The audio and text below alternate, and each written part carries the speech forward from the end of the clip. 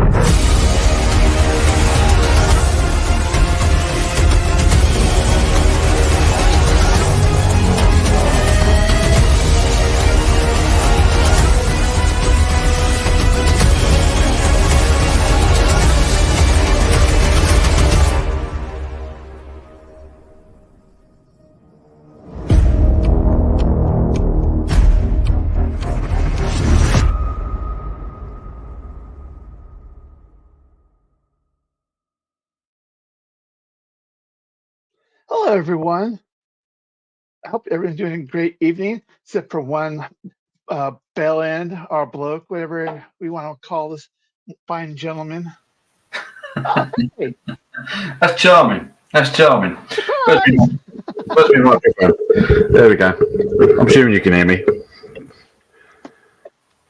Oh, Cool. That is a that is a bright background. I'm enjoying that.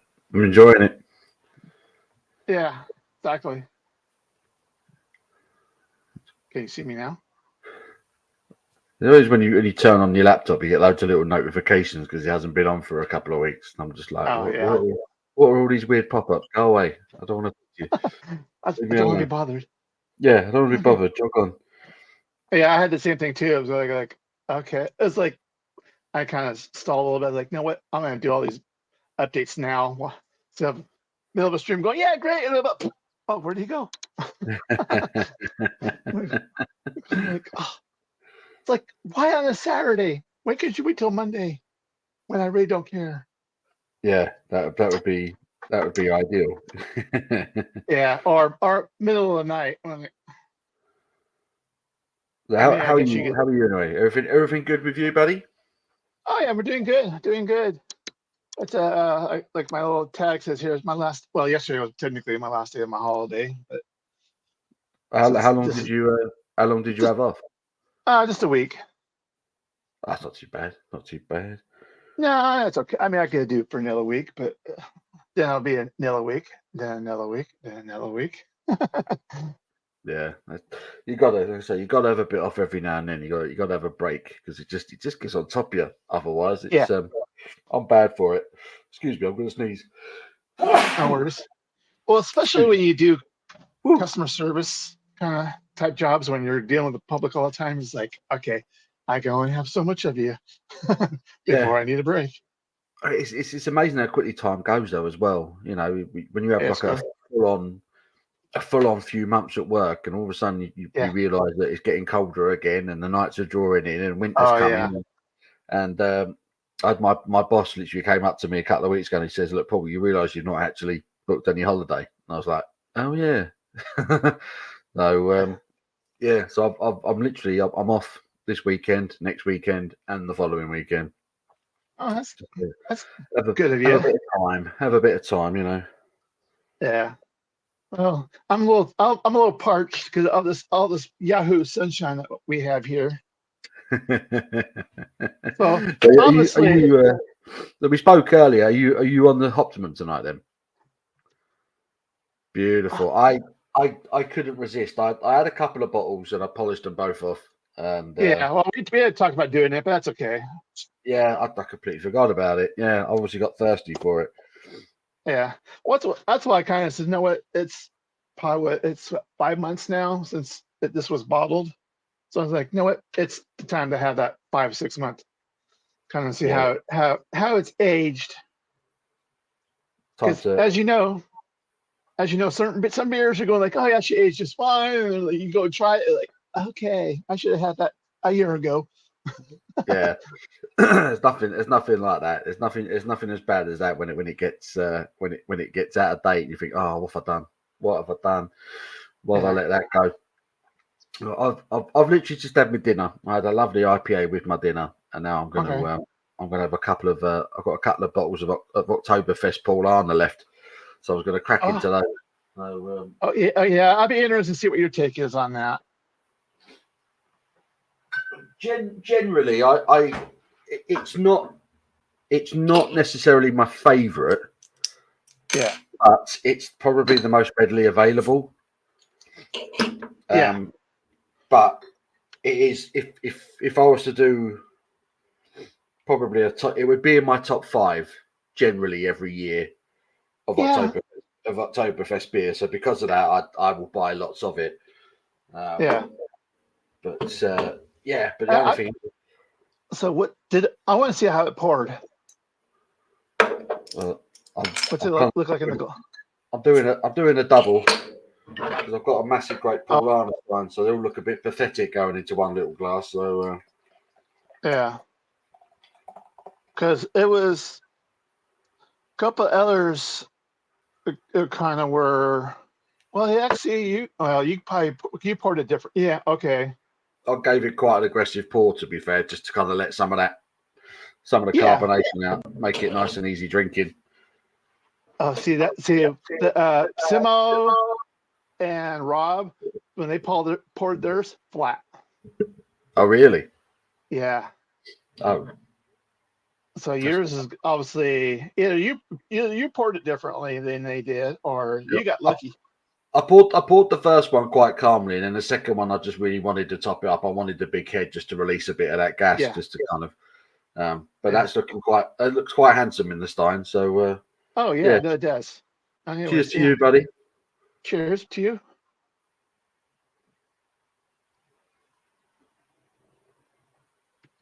Whoops. So. Oh, hello. So Paul's camera went bye bye. It did. Not sure what's happened there. Yeah. Bear with me whilst I have a fiddle. No, it's not an open panel. Sorry, Matt.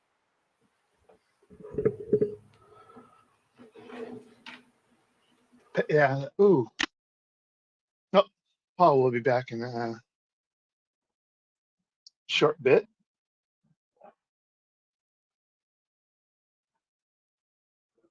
Yeah, he's technical issues as usual. Always happens when you do updates. Something's not quite up to snuff.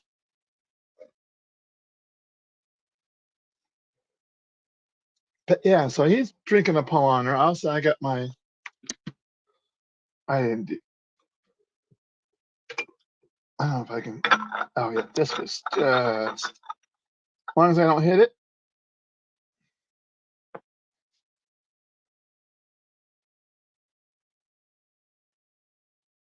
Yeah, well, yeah. Oh, the Paulaner, that's basically a fest beer. It's kind of a lighter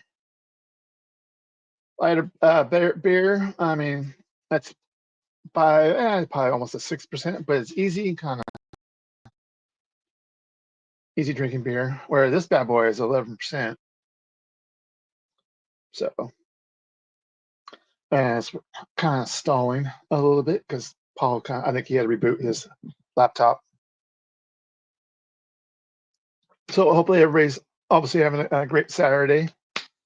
Obviously it's kind of early here on the West Coast. And so, but yeah, so, and as I said, I'm kind of having a good day here. I probably should be sitting out there in the sunshine, but I don't want this beer to get warm because it's not that kind of a beer that you can kind of let get very warm. So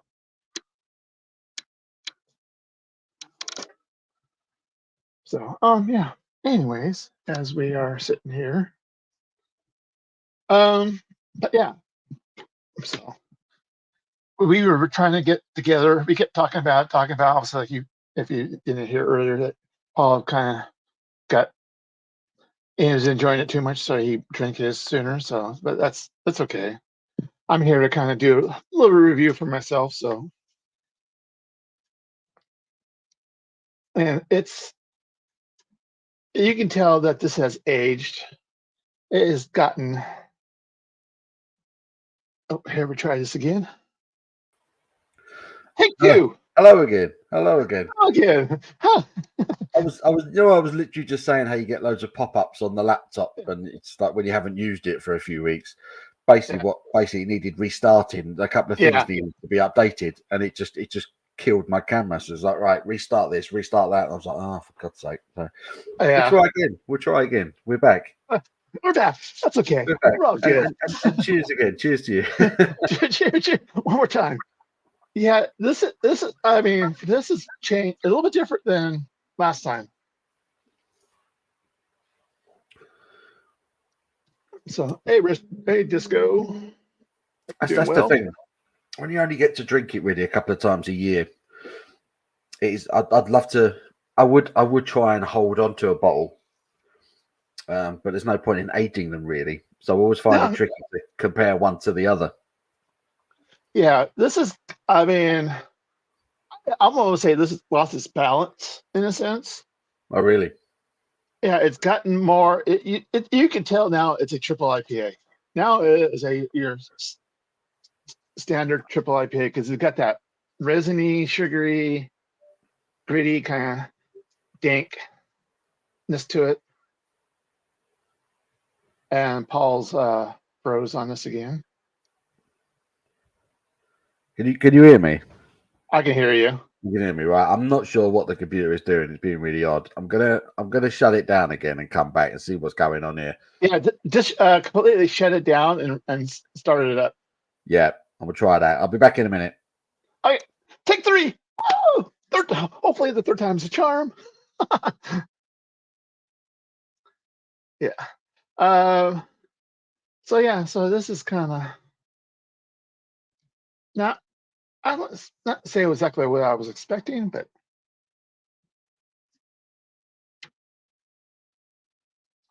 yeah. So this is what. So like I said, I had so Paul's going through. I had the same thing, and like I said, I would had started this well almost an hour ago, and I got going. I got all those notifications. I kind of yeah, I'll do it later. I'll do it later. Then as we were kind of running behind, I said, well, I know what, I'm gonna just do mine now, and knock on wood that I'm gonna be okay. I'm gonna be okay. So, but yeah. So, but anyways, yeah. It's like I said, I'm enjoying the beer, but it has not like it was when it's fresh. But I'm gonna so that's I want to leave it with Paul when he gets back. So it's kind of like okay, got Bill in time. Um, yeah. So after this one, I'll have probably another Sierra Nevada beer, and that will probably be good for me the rest of the when we have. Hopefully, we can still have a decent line going here. So if not, it's just like yay! Welcome to live streaming.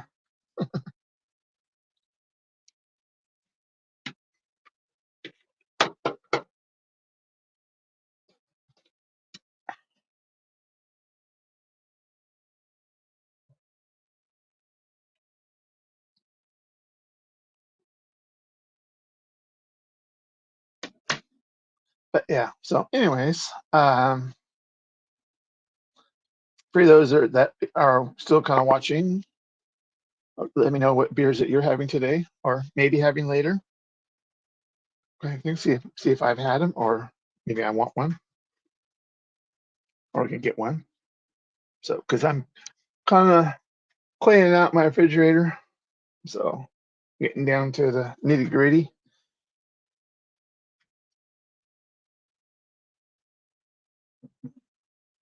So,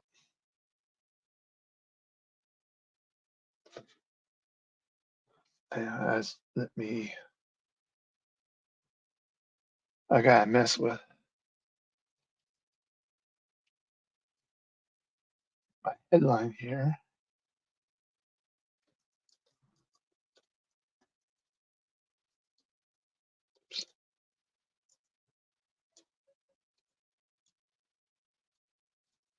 Some of you will know what my headline is all about here, especially in America. In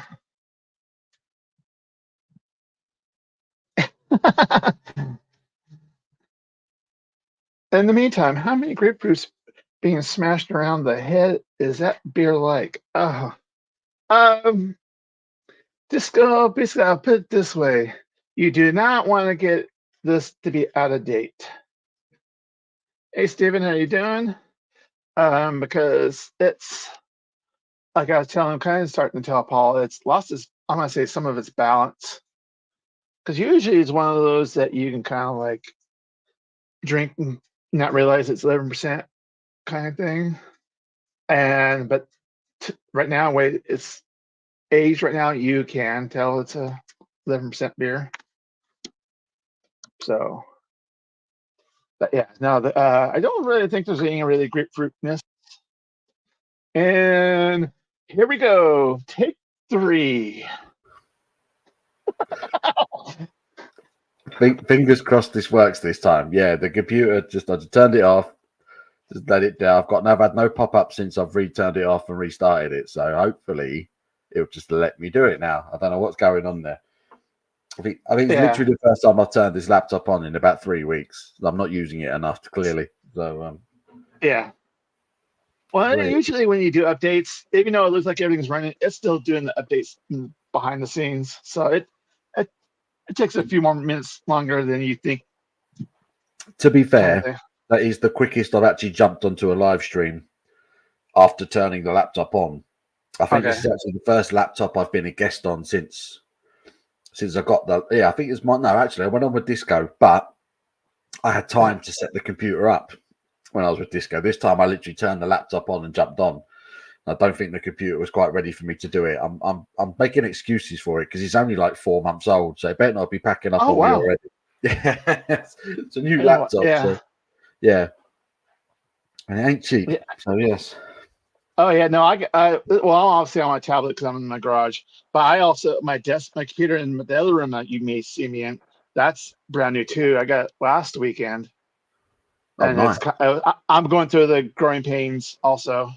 Yeah, I think that's what it is. I think most of the laptops, like my work laptop, is on every day. You know, so this one is on every once in a while, and it's probably thinking I'm not getting used enough here, so I'm being asked to turn on and just work as normal once in a blue moon. And yeah, I've got to update stuff. So yeah, I'm hoping it's done now. It'll just run smoothly. Well, put it this way: next time you do a live or whatever, you're gonna be golden. Yeah, I'll be good. I'll be good to go. I'll be good to go. There we go. That's okay. Perfect. We got that sorted out for you. You're not worried about going. Oh, sorry, people. I'm in and out of my own live. Yeah, I think that's the first time that's ever happened to me. I'm like, usually I'm so professional. Yeah. Anyway, back to the beer. You were saying Hoptimum. Yeah, so I was basically got kind of too. This is like I said, definitely you can feel it's a triple IPA. It's not one of those like easy drinker and all of a sudden sneaks up on you. No, it's right there. It's really in your face. Like okay, so the hops. I think the hops is faded out of it, so now you get more of the alcohol and the malt. Oh really? Yeah, I suppose that is quite possible. I mean, I reviewed it, and I think I mean I don't remember precisely, but I do remember at one point mentioning it's got that Sierra Nevada balance. I still thought it was a very drinkable 11% IPA. Yeah. So I had no complaints really, but yeah, I mean that's one of the reasons I love Sierra Nevada so much. It doesn't seem to matter how strong the beers are; they're ridiculously drinkable. And I'd just say I found that with this one again with Hoptimum. Yeah. But no, this I said, I mean, it's still fine, but it's you can tell it's from when it was fresh until now. There's been a little different change. So it's like, okay. I mean, it's kind of giving that barley wine esque to it. Kind of. Yeah, again. So yeah, so the barley wine, you kind of, I did. I had a second there, didn't I? yeah, it's like that's okay. We're good. We're still good. We're still good. We're still good. Yeah. No, but yeah, it gives you that barley wine vibe. Kind of. I mean, not quite, but it's kind of there. Yeah, But I know exactly. There is almost like a boozy sweetness, almost like sort of a fermented grape type thing. yeah. Quite often with that one, but I never felt it was overpowering. I never felt it No, overpowered the other elements to it. but you pretty Sierra Nevada, you're going like, okay, you're kind of waiting for like the hops to balance it out, kind of. So it's like, okay, drinkable. I mean, you still get a little bit of everything, but it's just not more of it kind of vibe. So Yeah, as I said, it's the funny thing with Hoptimum. When you think you got Torpedo, they've separated the two, haven't they? Hoptimum isn't really based on Torpedo, is it at all? I don't Which is think so. you always have to kind of remember, because obviously they've got atomic torpedo now, haven't they? Yeah, Which is like the that, super strength version. yeah, Yeah, it's the same strength as that. yeah, If you want a strong West Coast IPA, then atomic torpedo is the one you want. If you want just a strong sort of boozy yeah, IPA that's not the West Coast necessarily inspired, then yeah, Optimum is the one to go for. But yeah, you're absolutely right with that. The barley wine notes, they definitely do come through on Optimum. Yeah, I'm with yeah, you. yeah. Actually, because I think it was on Disco earlier in the week, and we were talking about black IPA. I'm going like, I wish Sierra Nevada would produce a black IPA. I Oh think yeah, that would be, like I yeah. said, if it's Sierra Nevada, I think they would go. I think I told Disco, I think they've done it long time ago, but I said, oh, I wish they would kind of circle back on one of those. I think that would be A a dark, a good dark, one. a dark torpedo or something. Oof. Yeah. Could you imagine? Could you Yeah. imagine that? They I can must have only thought. dream. Yeah, they must have thought of that. That must be something that the guys at Sierra Nevada are thinking about, surely. Yeah. Well, I'm sure if you went to their tap room, they may have more one-offs kind of thing Yeah, that they don't do in production. That they may have kind of like I'll say their tests. Okay, does everybody like it? Okay, well, now let's kind of think about going production with it. you'd certainly hope so. Yeah. I mean, I want to, Yeah. like I say, it's bucket list stuff. I've still not been to, obviously, Chico, and I've still not been to the place, River, is it Mills River in North Yeah. Carolina, Well, where they, they closed that one, not permanently. It was closed due to the weather. yeah. I think Oh, the really? Of last couple course. of hurricanes. Yes, of course. It's been battered, haven't they, over there? Yeah. Not good. Yeah, we're watching it on the news. I mean, never good, but I mean, obviously we were watching the news following that hurricane that hit Florida the other day, Yeah. and it seems that it wasn't as bad as perhaps first feared. Yeah. I mean, there were certain areas that got hit pretty good, but it's nothing I don't think as bad as a Helene a couple of weeks ago. That one, because that Yeah, one hit an area that it should have been a hurricane. It should have just been a really good rainstorm kind of thing, but yeah, it just hit them really hard. So, yeah, I think there's a few things that got damaged, but a lot of it is just all superficial. You get limbs falling down. It's like, okay, yeah, a couple of days later, you would never know. yeah. I mean, you know how that kind of cleanup is. But yeah, Well, that's the yeah, main no. thing. So yeah, so but as far as I know, everybody on the YouTube front that I'm aware of, everybody kind of got through it. So that That's lives in good. that area. So yeah, That's the main thing. yeah, You start kind of you watch the news and you see it all develop and you start thinking. hmm And I was thinking YouTube wise, like, who do I know that this could affect from a YouTube perspective? And I yeah, was thinking off the top of my head, there weren't too many people in Florida that I think I regularly interact with. yeah. Obviously, Carolina, when them storms hit a few weeks ago, I was thinking of one or two. But Well, yeah. Well, the only one that probably would have been a few weeks ago, it would have been like Jim. And yeah, I haven't heard of Jim because nobody. I thought maybe he would pop up here, maybe, but let's hope so. I got, but Yeah, yeah. But yeah, I haven't heard. That's because I said all the ones that he usually joined, nobody really does lives anymore, and which is Mm. kind of funny. Everybody's doing a live today. I was like, Oh, are they really? every okay, we're going back to the good old days where everybody's just Everyone's live doing the today. stream. Yeah. Yeah, I just don't have the time. It was like when you belled me, and Yeah. I just sat down. I've been decorating today. Been planning on doing my lounge for ages. So Okay. today we've been stripping wallpaper and then Oh, going so out you're and yeah, we've been stripping wallpaper, filling in, and then we went and did a load of shopping. Got all the paint, all the pasting paper ready for the next uh, stage, and yeah. yeah, so we sat down and I got a message from you, and I thought, you know what, I really fancy a beer now. So yeah, Good timing. exactly that. So yeah, even my weekend off work, that's all I'm doing with it is decorating, really. So yeah, Oh yeah. got to get it Yeah. done. Yeah. You find all those, especially like I said, when you own your own house and stuff like that, own home, it's like you're always doing something, small or large. Yeah. Well, it's something So, believe it or not, Christmas is around the corner again, isn't it? And oh, people are talking about it now. So the family are like, "What we doing? What we doing?" And I'm busy yeah. inviting everyone over for Christmas. And I'm thinking to Hmm. myself, I still haven't actually decorated the lounge since I bought the house, so it Hmm. still looks like the previous owner's lounge. So I was like, Yeah. I'm not doing this again. I can't have another Christmas without the place looking like my own, you know. So Yeah. Yeah. I'm going for it this year, you know. So we completely rearranged the layout of the lounge and stripped everything back, and Yeah. yeah, the room looks Yeah. massive at the moment. It's weird. So yeah, Yeah. so we're going to be busy doing that for the next few days. So but Okay. it's going to look good. I'm excited about it. All right. Hey, that's that's what it's all about. Yeah, it gives you a little bit more motivation. It's like, okay, I do have it. Get this done by a certain time. That's That's it. Got to have something to do, even on your day off. Oi, oi, it's Luke John. Luke John, is he coming on? You know Luke John's I having. don't. Well, I don't.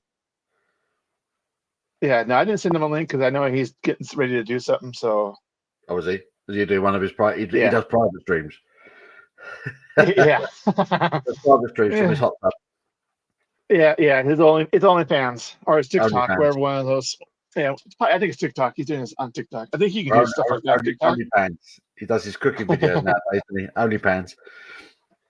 Well, no, we. Well, it's kind of funny because we did. Obviously, we did Oktoberfest, and we kind of did another kind of Oktoberfest.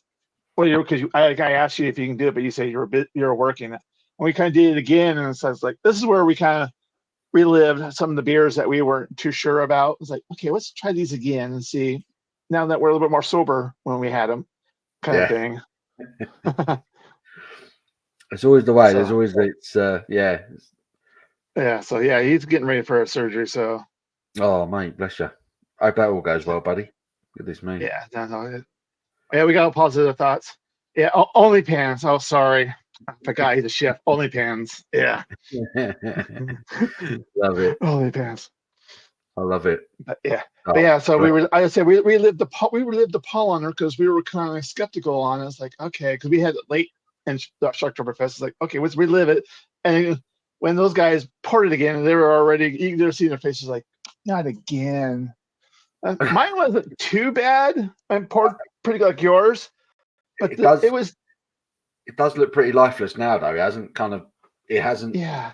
you notice there's not really much in the way of lacing on the glass. Lacing, There's yeah. a tiny bit there, but it's not.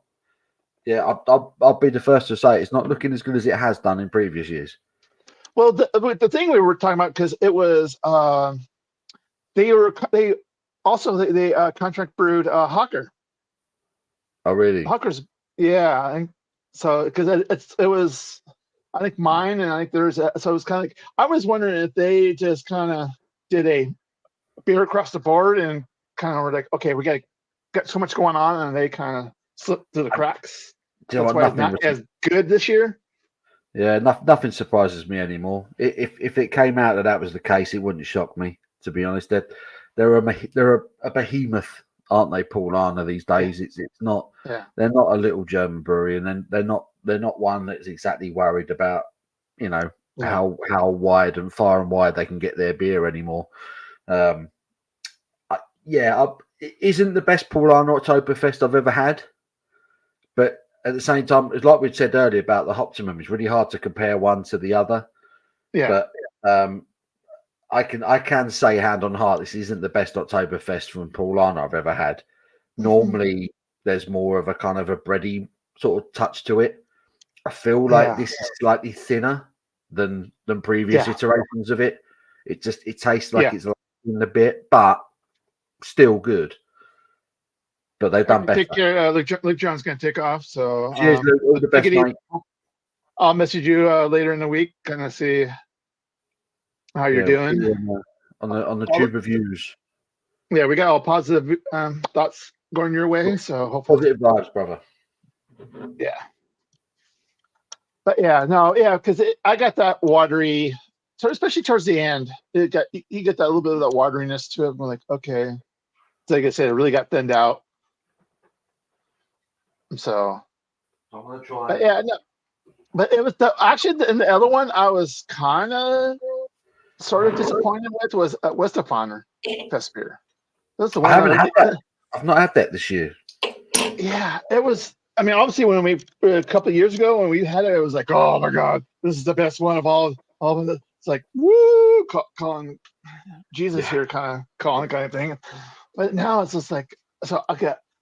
This year, did they just like, you know what? We kind of half-assed it for whatever reason. I've just topped it up with another bottle. I mean, it looks all right on the pour, but I am noticing straight away there's not much in the way of. It's not lacing. And it doesn't. It's not all that carbonated either. But I am giving it aggressive pour. To be fair. Well, see, so I think Rob and those guys. Oh, it was funny because it was okay. So last week? Yeah. So when Simmel had the regular Paulaner, I don't know if it was the Lager Helles one of the when he had that was way better than the Fest beer. So I was like, oh wow, okay. Yeah, wow, that's bad. You would think that okay, this should be equal kind of thing, but you said there was complete. At least, okay, because for the Paulaner Munchner Hells, it's okay. But I think we're brewing better Helles lagers in the UK than Paulaner's Munchner Hells. Personally, in my opinion, we brew better lagers over here now. But the Oktoberfest beer, obviously, the point of an Oktoberfest beer is it's brewed generally kind of April time, so it sits for a few extra months in fermentation before they start bottling it. So it should be more complex. This, to me, just tastes like a good Helles lager, but it doesn't have that Oktoberfest magic. Yeah, if I'm honest, but it's because it's just a good Helles lager. I'm quite happy drinking it, but it's I would say it's not like you said, it's not the greatest, but it's not a drain pour kind of thing. So I mean, you can drink it. It's just like, okay, I can have, because we were talking about going, like, some of the beers are like, we went to their tent in Munich and we're like, okay, we'll have the ones like, can we get another table at another tent? Let's go, kind of vibe. I was like, okay, we were one and done. I'm like, let's move. Yeah, I think if I'd have paid all the money, gone to Munich, got myself tickets to the Paulaner tent, and they plonked that in front of me, I would be a little bit disappointed, to be honest. Yeah. Well, the other thing too is we're going is like, obviously, okay, so we got bottles. I had cans, so we're going, but they'll have the cask or the whatever. Obviously, that's gonna be probably a little bit fresher, better conditions kind of thing. I think that beer will probably be a little bit different. You would hope. Oh God, yeah. You would think. I mean, so yeah, it's not the. I've got a few more. I've got not Paulaner. I've got a few different Fest beers in the fridge actually from a few other German brewers. I'll be interested to see what they're like tonight compared to those. Excuse me, gassy enough. Blimey, it's making me burp. Yeah, because it's kind of funny because the Paulaner, no, the Hucker Shore, they had you guys had the Fest beer. I still had the Marzen. I was like, why two different beers?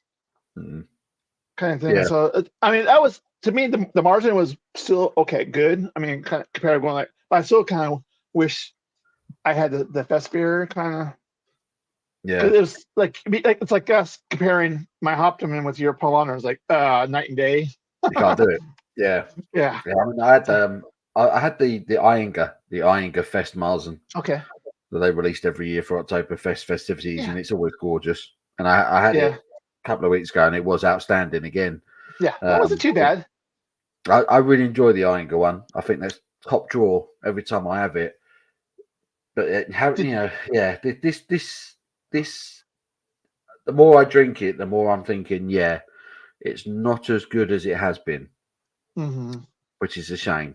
It is a bit of a Yeah. shame. If Have you had the Erdinger one?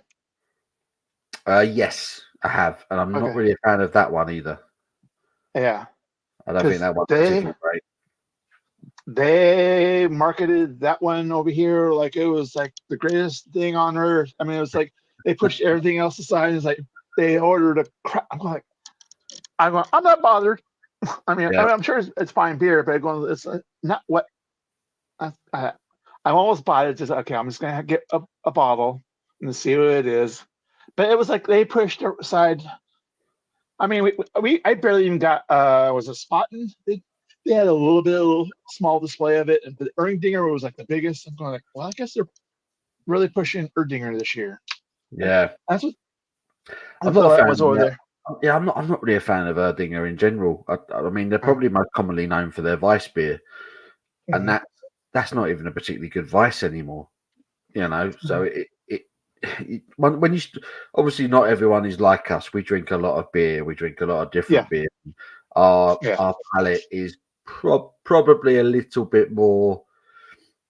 What's the word? What's the word? refined. Yeah, without sounding like a complete dick. Yeah, we just We know enough to be dangerous, but yeah, that's probably it. That's probably it. I'm not an expert by any stretch, but yeah, yeah, when you drink other Weiss beers and they knock spots off Erdinger, and then yeah. Erdinger kind of promotes itself as this great Weiss beer, and it's like it's really not. It's not anymore. Hmm. Once upon a time when it first came out, I imagine it was amazing. But now Hmm. it's just not. We brew a Weiss beer at work, and I think it's Yeah. cool. I would rather drink that than the Erdinger because we put a little bit of smoked malt in it, Okay. and it's beautiful with all Yeah, the it does. top. It gives that more complexity to it. Yeah. Yeah, it's Yeah. beautiful. I would rather drink that over Erdinger personally. Yeah. Well, Obviously I'm biased, but it's glorious. yeah. Well, I've done that. The little smoke malt. I might brew my ESBs. I'll do that. I'll put a little bit of a smoke malt in to give it that little complexity to it. You're a genius. You're a genius, Shark. Well, You know these things. actually, I've read about it and somebody did it for me. I wasn't on my own. Wasn't my great idea. But the way they did, it was kind of interesting why they did it because it says you get that smokiness, gives you that vibe in the old pubs when you get everybody walk in and basically you can cut the smoke with a knife Yeah, kind of yeah. vibe. I mean, so you kind of get that pub Yeah, feel. you get like sort of burnt toffee, like a Yeah, burnt toffee and spice thing, and it just blends, and it's a yeah, really really nice way of doing the style. But then every yeah, brewery does things slightly different. But yeah, if yeah. you But can, no, that's yeah. The little small malt and certain beers are going like, yeah, that's that's gonna it. be The little details, the little yeah, details. And I yeah. mean, the thing that I've always really enjoyed about Oktoberfest beers is just that touch of extra malt, the extra malt Hmm. character. You can tell it's just had that little bit longer Yeah, in fermentation just to kind of develop and do its thing. This yeah, one, the more I mean, look at that now. That's died. It really has yeah. died. And I am wondering now if I'm just drinking a bottle of Paulana Muchner Hells at this stage, um, which is Yeah, a bit it's controversial. yeah. Well, as I said, like I said, those guys, Simon, all them, they had the same thing. It was that flat, it's just like, but it was that what you just had right now. That's what when they poured it, the one bottle. That's what it looked like to them. It was dead So, straight away. uh-huh. Wow. Yeah, that's So not that's ideal. it. But they didn't pour aggressive like you did. But I guess what Yeah, they said to me is wherever combination was there when you poured aggressive, you basically you degassed it quite a Yeah. bit. I mean, Yeah, I think it's something. If you go to an Oktoberfest and they put a stein of beer in front of you and it hasn't got a massive head on it, yeah, I'm sending that shit back. I'm like, yeah, come on, do it properly, do it properly. yeah. So it's Well, yeah, there's a reason behind that too. Why do they do exactly, that? Because exactly. yeah. The head protects your beer, protects the aromas, it enhances the experience. So it's Well, also too, it degasses it a little bit, so that way you can have a little bit more. So that way you're not getting bloated. It's yeah, just I mean there's obviously like I said what you said too, but also that little bit of going like, okay, I can have another sign because like what I'm not blooded. I could give me another one, sure, give me another one, yeah, keep it coming. that's it. And Pour as I pass out off the chair, that's it. Pour 'em aggressive. Make the beer nice and smooth. It's the best way. It's the best way. yeah, It's hard when yeah, you're reviewing because I try and lagers, especially. I pour oh, them quite aggressively, and then you got to yeah, worry about spilling over the top of the glass and making a mess all over the studio. So it's never the best yeah, idea. But yeah, yeah. if it's up to someone else, then you want them to do it aggressively. And really, really So take that. He's out. He's got a dry glass. That's never good. so it tells you say that Hoptimum is still good. And Yeah, there's a little things I got a little picky on, but it's still good because obviously, like I said, still gone. yeah, So I have to go yeah. get beer number two. Go for it. Go for it. Oh yeah, this one's gonna make you more jealous. Oh, anything American makes me jealous. Oh no, well, yeah, well, it's still in the realms of things, but it's gonna. I honestly, I think America is the best country in the world for beer. I've been saying it for a while, and I stand by it. Oh, that one's got a cork in it. That one's got a cork in it. It's a bit special. Oh, you can't. No, you won't be able to tell by the. I was trying to find a way without really giving it away, but it's all that I can do is go. It's barrel See, wood. Tripping. What's it? Oh, he's got the old fashioned. Ooh, is that a big yeah, bottle? yeah, it's a 750. Are you going to crack into that now? Yeah. Do it. Do it. I've got one. I've still got a barley wine. Okay. I've still got mine. So I bought this bottle before I moved house. So I've had this now for about 4 or 5 years. Okay. So I've been aging it. So this is the vintage Ooh. Bigfoot. So this Okay. is the barrel. Oh, that's gonna So be. this is the bourbon barrel aged barley wine. And I don't know why Yeah. I keep saying I'm saving it. I don't know what I'm saving it for. Well, crack But it's that bad beer. boy open. Yeah, for some How are beers. you, Yeah. sir? I Yeah, don't he's know in much. Poland right now. I don't know his real name. Is he in Poland? How'd they Yeah. say hello in Polish? Hello. And I say hello as you wave. Hello. Hello to Muzzy Beers. Yeah. They all talk like Borat, apparently. Yeah. But yeah, I figured I'd bust one of these bad boys open. Have you had that in the fridge? Yeah. So it's gonna be one of those. It's gonna be when it's the. Cause I done it with Luke John. We had it cold, kind of gradually warm up. See how much the changes over time. Yeah. Okay. So Oh, the I've got this. smokiness to it. So it's I've got this because I've bad had boy. this before. I was gonna say if Luke John was here, he would be going like, "Oh, you bastard!" Yeah, it'd be all over that. Oh, look at it. Look at it. Look at the colour of her. Nice and dark. Oh, it looks like a brown ale.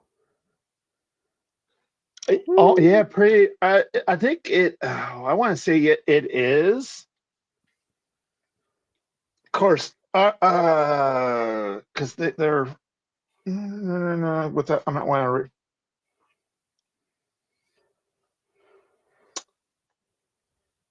Yeah, no, they didn't say what the. I know it's somewhere. They said what the base beer was, but I think it's pretty close to a brown. But I could be totally wrong. But there's basically getting a lot of flavors to it. I'm trying to find a date on this bottle. Oh, This you're not going to get a date on that bottle. this one, I think I've got a bottled on date, but I haven't got. There's no expiry. Oh, So this was bottled on the 3rd of May 2019. So that's more than 5 years old now. Okay. But there's no. Like I say, I bought this from the Sierra Nevada UK website when they first started selling them over here. Yeah. That was towards the end of COVID, so it was probably okay. So that's before years. it might have been a couple of years old when I bought it. So, but I bought it before I bought this house, and I've had this house for nearly 3 years. So I would say I've probably owned the bottle now for getting on for 4 years. I would say. Oh yeah, I'm definitely getting the bourbon. Oh, I'm getting the bourbon out of it. Like, ooh, this is 12%. I'm like, oh. What's the percentage on that? Would you say it was 12%? Yeah, mine was 12%. Yeah, 12%. This one's 12.1. Yeah. So, but yeah, it's got that dark fruit. I mean that. Yeah, and that you got that bourbon. Don't don't really get the orange peel. I'm assuming that's going to come in the flavor because it's supposed to be like an old fashioned. Yeah. So you get the whiskey, the bitter, The bit bitters of the that you use, and the orange peel. So I'm assuming it's going to be in the. But I had this. What it's almost going to be probably a year, maybe 2 years now. Oof. So this one's been sitting for a couple of years. Oh, I've got to say that looks amazing in the glass, man. Oh yeah, no, I'm obviously you can tell it's alcohol because obviously there's no head, but yeah, that's fine for this style of beer. I'll be honest. I do. I hate you right now. That does look good. Escobar. Well, yeah. So, oh yeah, that's as I said. This is where, like I said, if you do drink this, it's definitely start with it cold. But then, I mean, as you drink it, the flavors are going to change, and a lot of it's more like it's imperial style. The warmer it gets, the more the flavors come out of it. Yeah, let it develop. So I had Fuller's. So Fuller's Vintage. So Fuller's are a brewery in Chiswick, in East London, and they're one of my favourite traditional English brewers, and they do the vintage once a year. I'm sorry, the light is appalling. They do a vintage ale. They do a vintage ale once a year, and it's glorious every year. And this was the same. I had this chilled in the fridge for about an hour before I turned the camera on, and then just gradually, as it was warming up, it just got more and more complex, and it's just a glorious beer, just beautiful. Oh yeah. I don't know if I can get because obviously I could barely get the Fuller's ESB here. I don't know if I can even get that.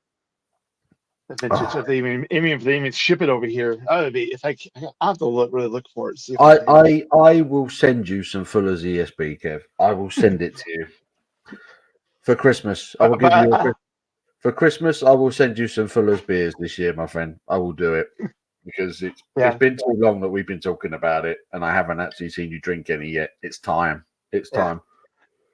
Yeah, because the Fuller's that we have over here, I'm sure it's a little bit different because I've had it on tap, so it's like kind of thing. But whatever you guys have, the straight from the source kind of thing, I'm sure it's obviously different.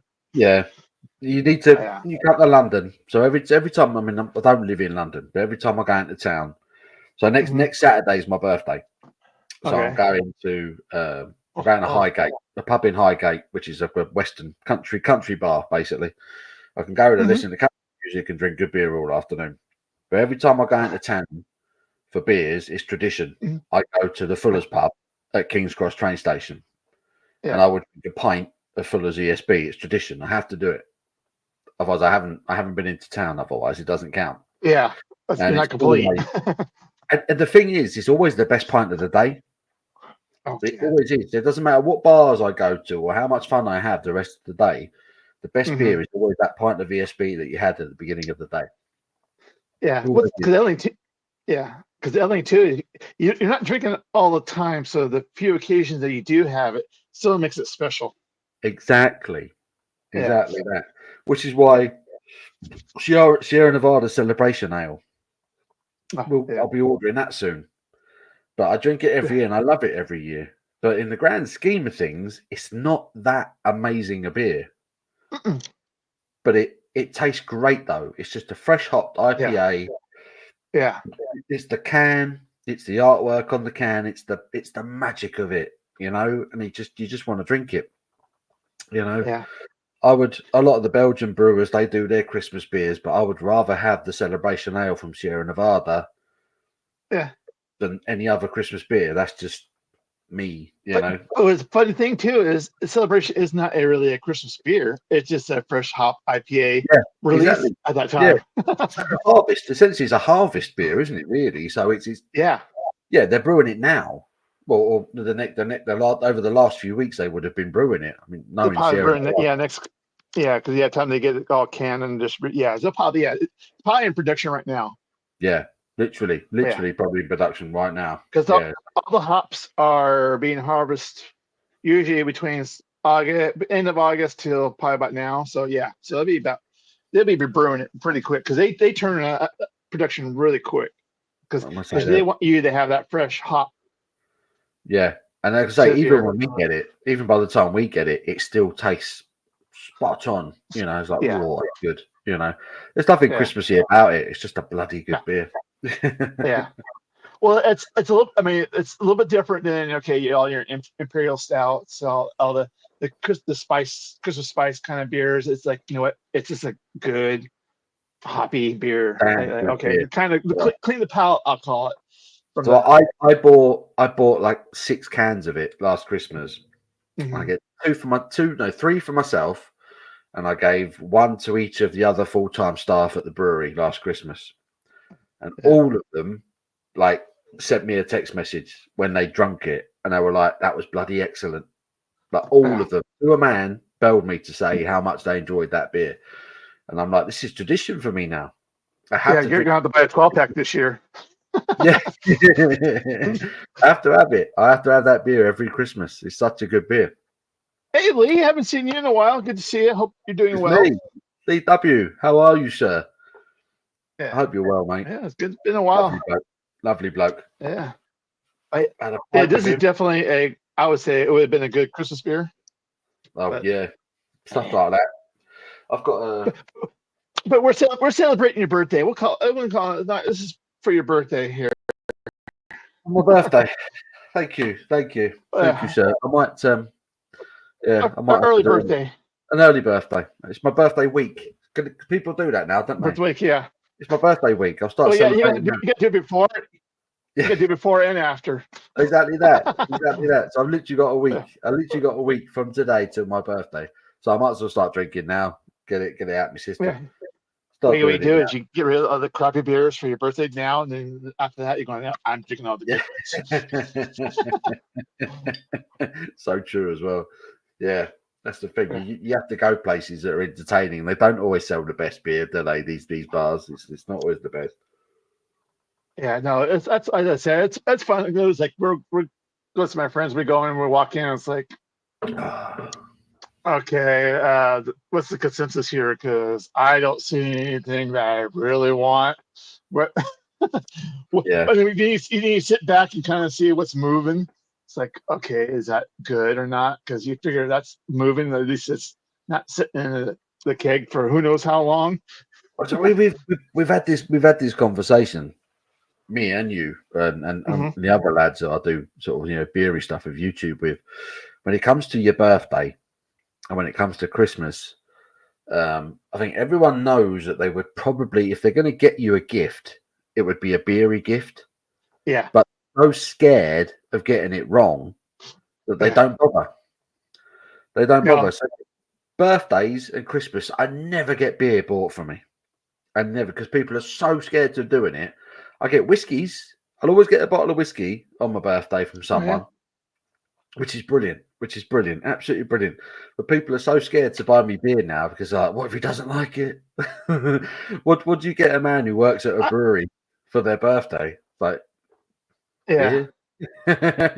Yeah, so I've gotten both. I'll say what actually all I get is I get some beers. I'm going like, okay. So sometimes I get lucky and it's like I never really had that, but I'm kind of you look at the label and I'm like, oh, that's sketch. I go like, Yeah. okay. But then if not, what they'll do is they'll give you the good old gift card, kind of like, oh Yes. hey, you can go get your to the store or whatever. I'm like, Yeah. okay, That is well, literally the which is best thing. fine. Isn't it? That is the best thing you give a beer enthusiast for their birthday or Christmas is a gift card for a beer shop. That's the best thing you can get 'em. Without a doubt. Yeah. So if anyone's watching right now and they're thinking, what do I get the beer lover in my life for a birthday or Christmas? Just get them a gift card for a beer shop. Don't buy them beer, just get them a gift card for the beer shop. You can't buy that Yeah. kind of advice.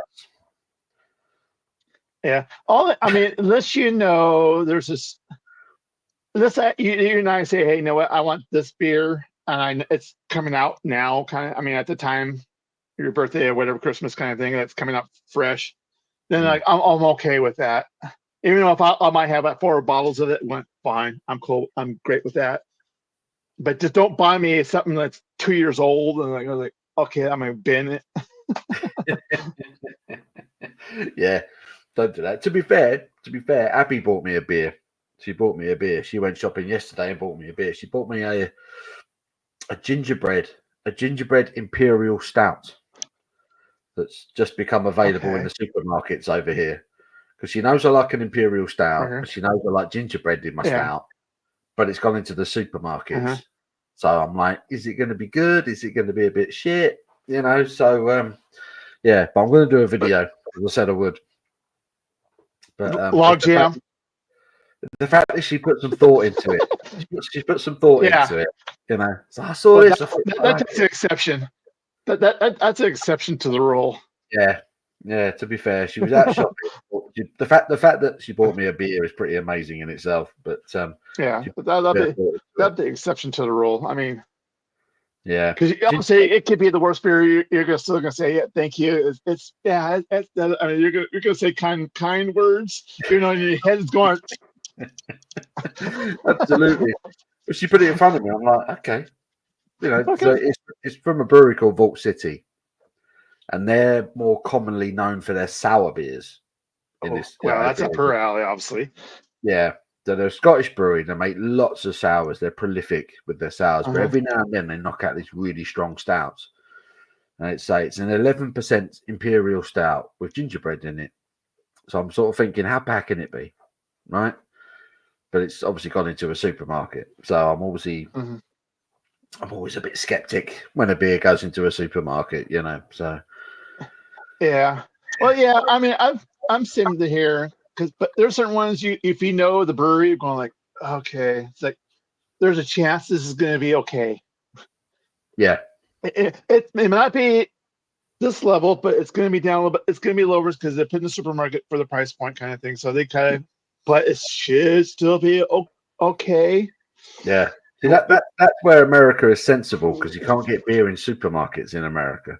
That's where it's sensible. You actually have to go to a liquor store to get your beer, you know. So it's very separate, you know, Yeah, which is quite yeah. clever. There's a rare occasion. There's a couple of breweries that my local supermarkets have. I'm going like, I know they're good. It just like, Oh, and they're really? seasonal. Yeah, basically it's pizza port, and they do an IPA. They do a seasonal IPA. So right now they're already done their I guess summer. I don't know if it was the fall. So I'm kind of waiting for. So they come out. It's only like 6 pack. I'm sitting going. I keep going to the supermarket. Going, okay, is it changed yet? You get the new one in yet? Nope. Okay. Everything else is obviously going. It's all shite. I mean, it's obviously we got Sierra Nevada, but or we got the Voodoo Ranger. I'm going like, I care less about Voodoo Oh, come Ranger. on, man. They got bought out, didn't they, Voodoo Ranger? Yeah. It's Oh, we got somebody piping in here in the comments here. What the disco. We gotta get disco. Where's disco? Get disco in. Get disco in. Absolute legend. Absolute legend. Yeah, I've got the can. yeah. Show you the can. Where is it? Yeah, I've got it by the window to cool down. I'm smashing everything else in here. Jesus Christ. Got like the heaviest blinds in the world. So yeah. So that can't see it, it's just a blur. So it's a Vault City gingerbread latte imperial stout. That I believe Abby got that in Tesco. Oh wow. And it's 11%, but it's in like a Red Bull size can. It's a 330. I don't know how much he paid for it. I imagine £3, 350, something like that. 11% gingerbread latte stout, and that is in Tesco. But it's too early for Christmas. But I do like gingerbread.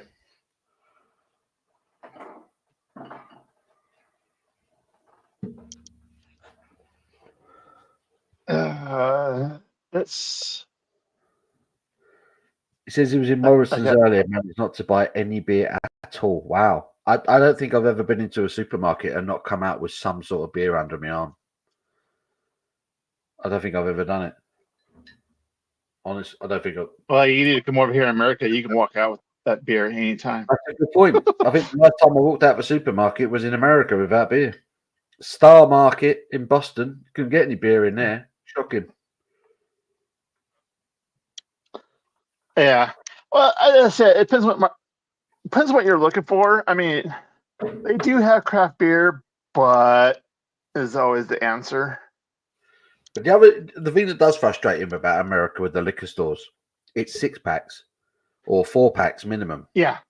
Or I'm packs. like, Yeah. what if I bought one? You know, what if I want to buy a selection? So you can get Well, variety packs from one brewery. So I bought a selection pack from Lord Hobo whilst I was out there. I bought a selection pack from Harpoon whilst I was out there.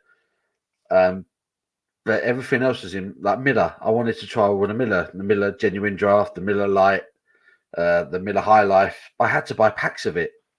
You know, so yeah. I was essentially filling up my brother's fridge, which he wasn't overly happy. Yeah. No, I mean, we do have a couple places where you can go and you can buy a single, but the problem with the buying the singles there is like you're going like there's no date on them, so you're going like okay, like is this 10 years old, 20 years old? Yeah. How old? even the specific beer stores that I went into, it was the same thing. They weren't selling singles; they were selling 6-packs, 4-packs. I'm like, come on, there's got to be some singles somewhere, you know. So what if you don't like it? You've then got three more of the bastards that you got to try and drink, you know. You basically I mean, this is kind of funny story, but you almost have to go to the gas stations. I've had someone tell me this. Go to a gas station, you'll get a single, but are you going to get craft beer at a gas station? It's the tall boys too. It's not the little 330 or the 4. It's basically the big I want to say 500. Yeah, I went to the ice hockey, and I bought a Blue Moon, and it was the biggest can I've ever seen. It was like that big, a massive can of Blue Moon. But I paid like $16 for it. It's like $16 for a massive can of Blue Moon. I was like, okay, I'll play your game. I'll play your game. I'm on a holiday. I'm on vacation. I'll spend $16 on a massive can of Blue Moon just to keep me company whilst I'm watching the Boston Bruins here. You know. But yeah, I wasn't happy.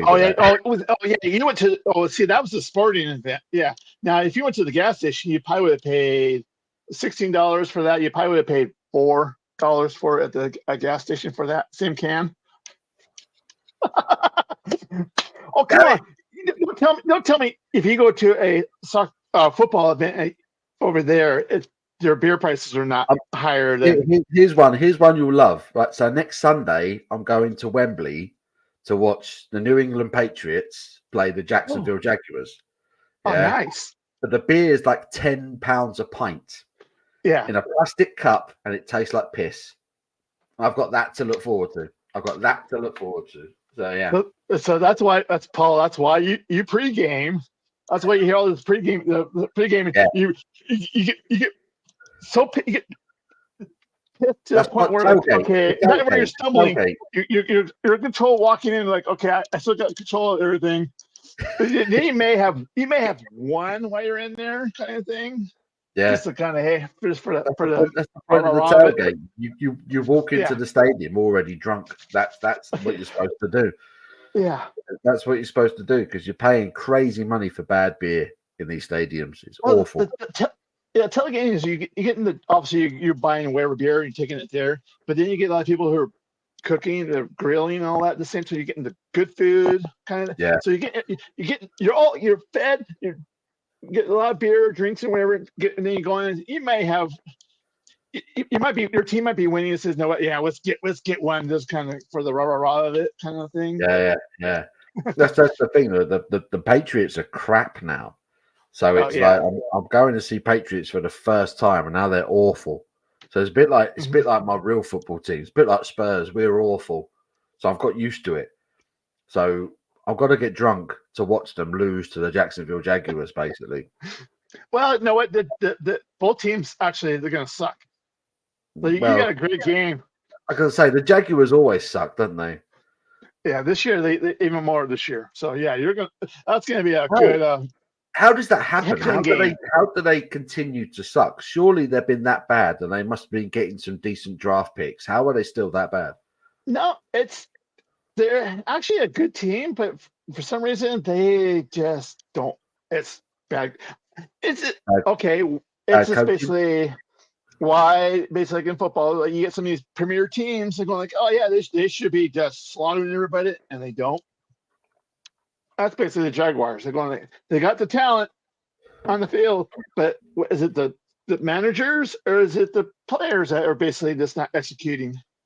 Yeah.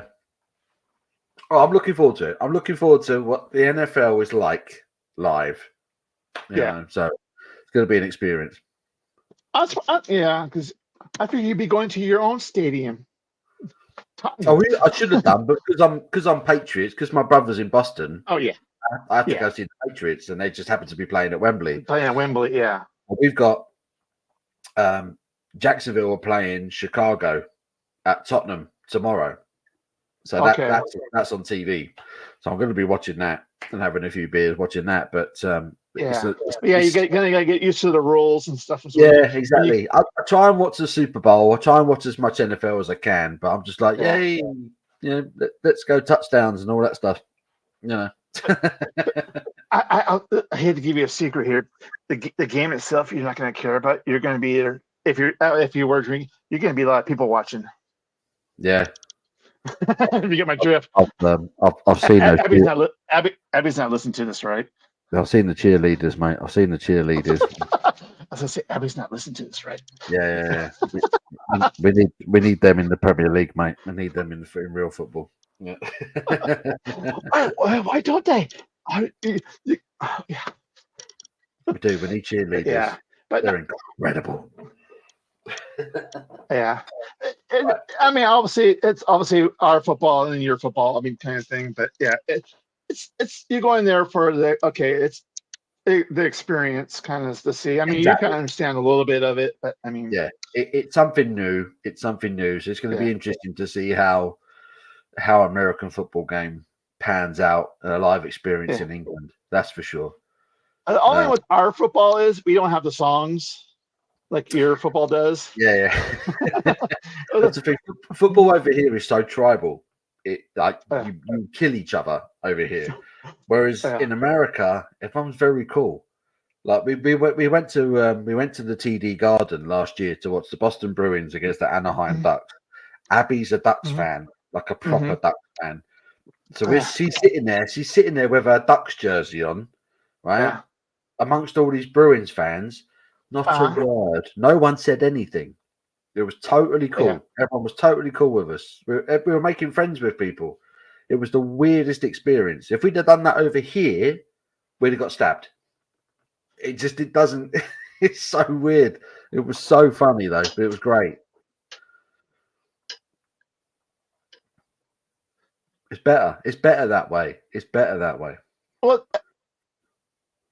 yeah. What say if now because like I've been to sporting events and I'm kind of like, okay, I'm coming in as the enemy or the other team. But if you kind of go back and forth on the good side kind of thing, that becomes even more fun because you can give each other banter going back and forth kind of thing. If Yeah, you can give and take, bit of if you're banter.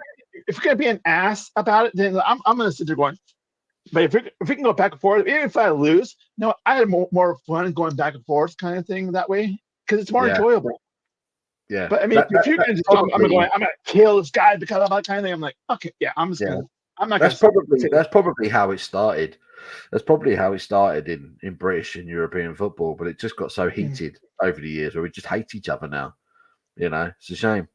They did. Crystal Palace did do cheerleaders. I forgot about that. I forgot about it. How did that not go well? Seriously, they they weren't are good looking. awesome. They're They so weren't good looking. athletic. So athletic. Right. I'm going to go for a quick Jimmy Riddle. I'll be right back. Okay.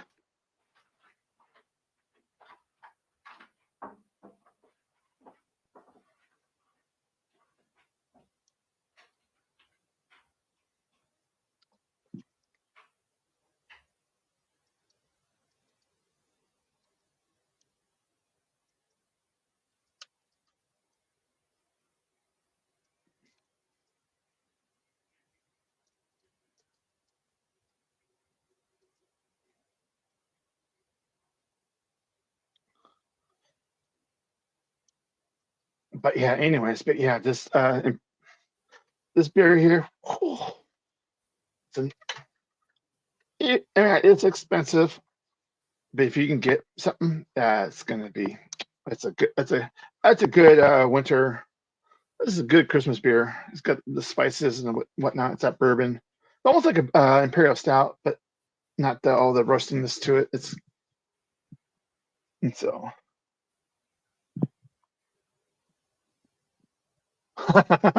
Yeah. Well, you got Adam. We basically over here. You got the college cheerleaders, college football, and they're a little bit more the rah rah rah. Where the NFL, they are more eye candy kind of thing. A distraction. If you're not really in the game, you know what? The game you're getting blown out. You're gonna start watching the cheerleaders kind of thing. So it's depends.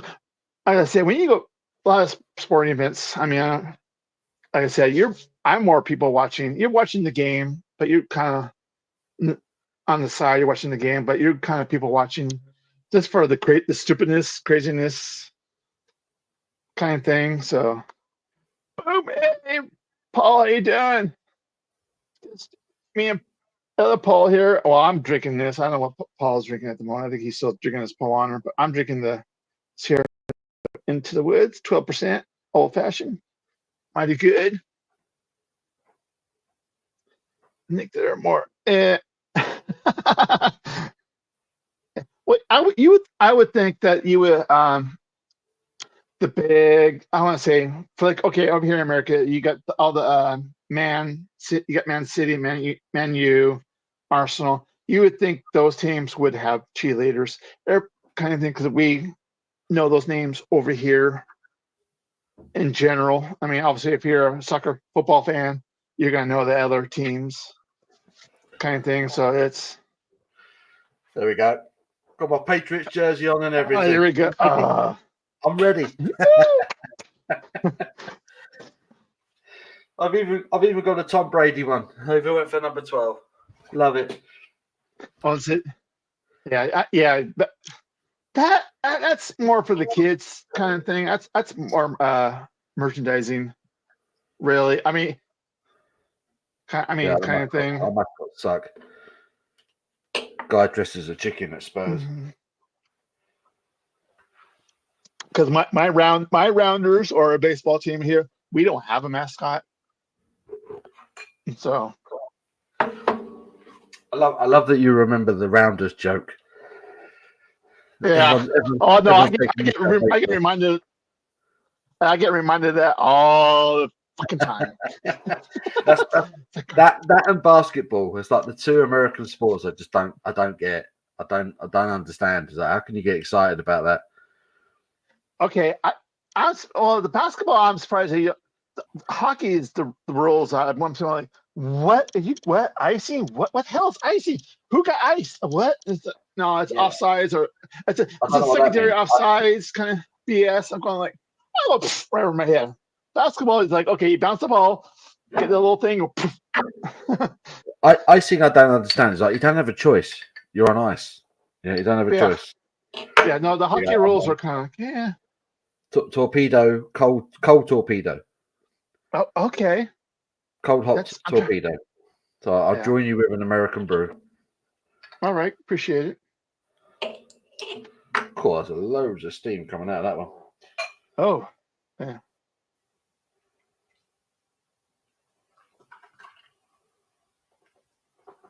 Yeah, we get that complaint over here of late. It's if a sport is more than 2 hours, yeah.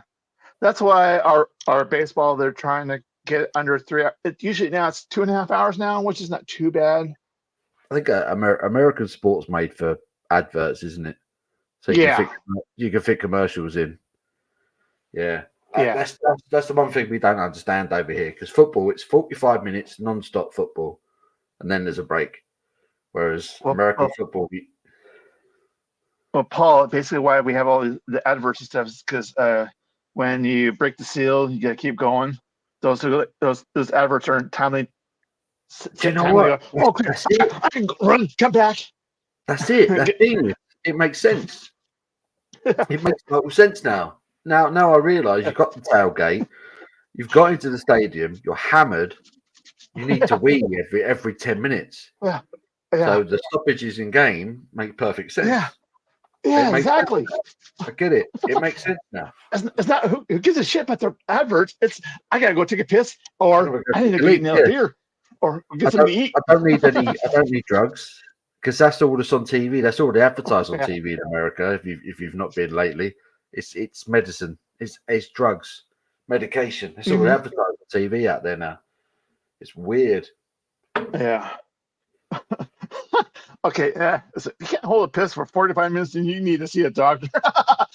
Well, when you have a few beers beforehand, like yeah, I was it's going to say when you got to go, you got to go. yeah. When you're going to the game, when you're walking into the game, you're going like, "Come on, hurry up, get me in! I have to Yeah. go." If you've Yeah, had a cool. skinful, if you know you need to wee, and then you've got to hold that for 45 minutes, that's hard, man. That's hard. That is tricky.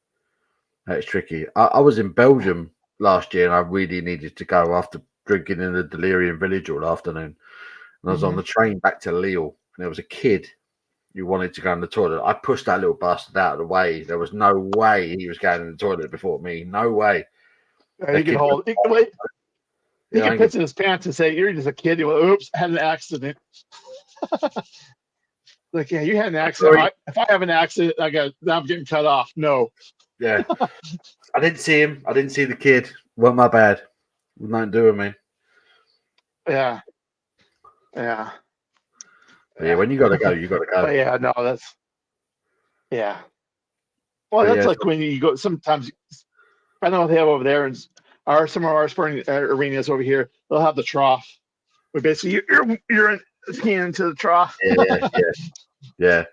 It should be like that. It wasn't like that. It wasn't like that at the TD Garden for the hockey. I'll tell you that now. You had to queue Yeah, to get a yeah. piss in Boston. I wasn't happy Oh about that. yeah. Then you can see everybody kind of bouncing, kind of like trying to like, okay, I gotta go. You can see Yeah, everybody's we're, dancing. we're all talking. We're all talking and dancing. Like, wow, this game's going to overtime. Yeah, who knew? Who knew? You And, know, yeah, it's making like come conversation on. with people that you've never met before. You know, whilst holding on to your junk. Yeah, it's like who in the hell passed out in the freaking urinal on the urinal? God damn it! Push him away. What's wrong with this guy? What's wrong with this guy? Yeah, Why do you not get through? Shocking. it's not a place. You take a shit later. You just pee and go. Oh God! Yeah, you don't take a shit at a public event. It doesn't happen. It has to happen. But if you Yeah, can't hold a shit, then something's gone seriously wrong. Something's yeah. gone seriously wrong. Like you've eaten something bad for lunch. You've eaten something Hmm. bad for lunch. It's got to come out right away. That's just Yeah, a bad decision. That. But that's where you get the tailgate and you eat a lot of meat, beef, and all that. Because that's gonna sit. It's not gonna go through you. Yeah, if somebody's not cooked that meat properly, you've got a shit. Oh, well, yeah, that's a different story. Yeah, not the one. Definitely not. Well, yeah, but if it's good, proper good meat, that meat will sit. I mean, you might, after the game's over, going to know what I gotta go before we go. But that point, like, okay, fine, cool, I can wait because you're waiting for all the traffic and whatever ball getting out. That's where we go wrong. That's where we go wrong in the UK. So if you're on an all-dayer, you don't eat. Eating's cheating. You can't eat. Oh yeah. When you go to the football. So it's drinking. It's just drinking all day on an empty stomach, which is stupid. So in America, essentially, they've got the better idea. You know, if you go to a tailgate, you're eating freshly grilled meat, and then you're drinking beer. You're keeping yourself in good health. You know, you keep yourself in good check. You know. Yeah. So anyone who gets hammered at NFL games and falls over, something's gone wrong there. Yeah. Well, usually a lot of times you're going like it's like you're as I said, it's the people watching. That's when you say you're kind of watching the game, but you're not. You're people watching because you find these people here all of a sudden you're up at a higher level. All of a sudden they start stumbling down the stairs or up the stairs and go like, oh well, is this idiot gonna go over or not? It was true. We had it when we had the Minnesota Vikings were playing the New York Jets at Tottenham last weekend. And half of the time, the camera was just on the crowd and what they were doing, just getting hammered. Just getting absolutely drunk and people with big fluffy beards on and all that. You know, it's brilliant. He's had a top up. Good man. Yeah. No. It's aged really well. I'm going like, oh, I wish I had another one. Like this is my best friend right now. My best friend. This is lovely. This is lovely. Yeah. It's torpedo. It doesn't matter. It's always fucking good. Yeah, the cold one. To be honest, it was different. Because obviously it's the cold IPA background kind of thing. So. Yeah, I bought one of the torpedo packs. Yeah, and so you had the Atomic Torpedo, which is insane. The original torpedo. Atomic Torpedo might be one of my favorite beers ever. That's if you want something a little bit more bang for the buck, besides your Sierra Nevada, that's kind of the next level up. Absolutely, it's interesting because they have their pale ale and they go to the double IPA, and it's like, where's your IPA? There's like there is no. I mean, you got your California IPA like you guys get. We don't get that here. Well, so an IPA should be 5.5% upwards, right? So technically, Torpedo is the IPA. So this at 7%, that is about as IPA-ish as they get. That's an IPA here, yeah, because it's a proper IPA. That's an IPA, not double. But yeah, it could be an IPA. That's an IPA, not double, right? So double, so doubles go from like 8%. Yeah, I would say 7.5. I'm gonna say doubles are 7.5, probably to 9. I'm gonna say IPA is 6 to 7.5. Anything below 6 is in America, because I know your IPA is going to be a 4%. Yeah, I don't think I've ever seen an IPA that's been marketed as an IPA that's 7.5%. I've seen IPAs that were marketed as an IPA that was 7.2. Mm-hmm. But even that's a strong IPA. But that's a good American West Coast IPA over here, buddy. Well, yeah, that's why I love America. That's why I love America. I say you've been over here a few times. So it's like one of those like people go, oh yeah, I'm drinking a 5% IPA. Going, yeah, go and you come over here and get a 7%. Like, when I'm done, huh, buddy? Well, last year I celebrated my birthday in the States, and I got up and I had a cup of coffee, and I figured out what I was going to do with the day. And I had a box Lord Hobo beers in the fridge. It's about 10 o'clock in the morning. And I cracked open a double IPA from Lord Hobo. And my brother-in-law was like, what are you doing? I was like, I'm having a beer. And he's like, it's 10 o'clock in the morning. I was like, yeah, but it's my birthday. It was like an 8% double IPA, and I'm like, nah, man, that's what it's all about. Just get it warmed up. You know. Yeah, we go. But you gotta remember, it's like my time is over here. This is it's afternoon over here in my time. Exactly. I've already been out of bed 5 hours. You know, give me a break. Yeah, I should have been drinking yeah, hours ago. yeah. Well, that's kind of our running joke. Is like you'll have yours, do your lives whatever. Like, oh yeah, it's 8 o'clock in the morning here. I'm going. I'm not drinking a beer at 8 o'clock in the morning over here. Rare occasion I've done it, as you know, kind of thing. But it's like oh. But 10 o'clock is okay. Let me have some breakfast. Kind of do some. Well, okay. I'll say if we're out or whatever. Kind of okay. Now I'm good. But of course. Then again, depends what's going on, who I'm with.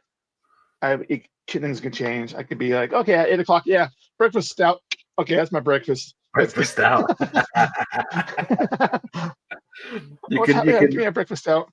Yeah, you can pass it off if it's called a breakfast stout, can't you? You can get away with it if it's called a breakfast stout. I mean, what is a breakfast stout? Seriously. Yeah, it's just very sweet stout. It's like very sweet stout, in my opinion. But I've basically we've oh god, I'm trying to think of what there was football matches, talking your terms. And I've been to a brewery. We were probably there 10 a.m. Yeah, all of a sudden it was like, okay, this is going to be a long session today. It's like, okay. But we started with the breakfast stouts, I mean, kind of thing, and moved on to whatever. But yeah, it's like, but it's funny to see everybody drinking on that. It's 10 o'clock in the morning. There's 30 people here drinking beer. Well, what the hell are you thinking? Like, we're part of a team. We're part of a team. Yeah, you can't say nothing. It's the well, you're here watching a soccer match or a football match, and it was like I want to see it was a World Cup kind of thing. So it was like that's what you're there for. I mean, you guys have got it. I mean, you guys have got the World Cup next, so that's going to be fun. Yeah, that's going to be. Well, we had the World Cup and with the Olympics too. You got the Olympics as well. Holy shit! Whereabouts in America is the World Cup going to be played? Do you know? 2020.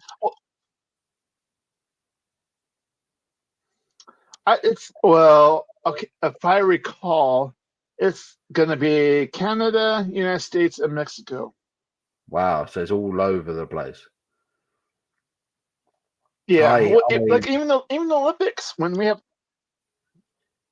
the Olympics in 28, it's gonna be like everywhere. I mean, like okay, all over the country. There's so many. Yeah, there's so many matches, so it's like we don't have enough facilities to hold the matches, so they have. That's the thing. They've all got to be NFL stadiums. Yeah, well, usually, yeah, someone will be. It's time to get the disco ball out. Oh, it's disco here. Greetings, gentlemen. Greetings. Good evening all. How are we doing? Good evening. How the hell are you? I was getting about ready to start telling Paul, say, hey, we've been invited to another channel, but like, you know what?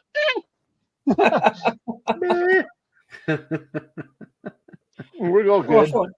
I thought I'd pop on for a quick beer, Saturday night and all, isn't it? Saturday night, mate. Saturday night, have a skinful, not just one beer, have a skinful. So. Okay, so this is kind of funny. I'm drinking this good stuff, and then later on, I'm going to be drinking PBR for dinner. PBR, mate. Can't not PBR. I mean, you can, but it's pointless. Well, we're going to basically a dive bar, sports bar / barbecue. So we're having barbecue for dinner. So it's like, there's certain beers and like, oh god, like, okay, I'll drink that because I can have a PBR. Well, we call it a schooner. We have a It's called schooner. It's probably a 2/3 500 milliliter glass of beer. Yeah.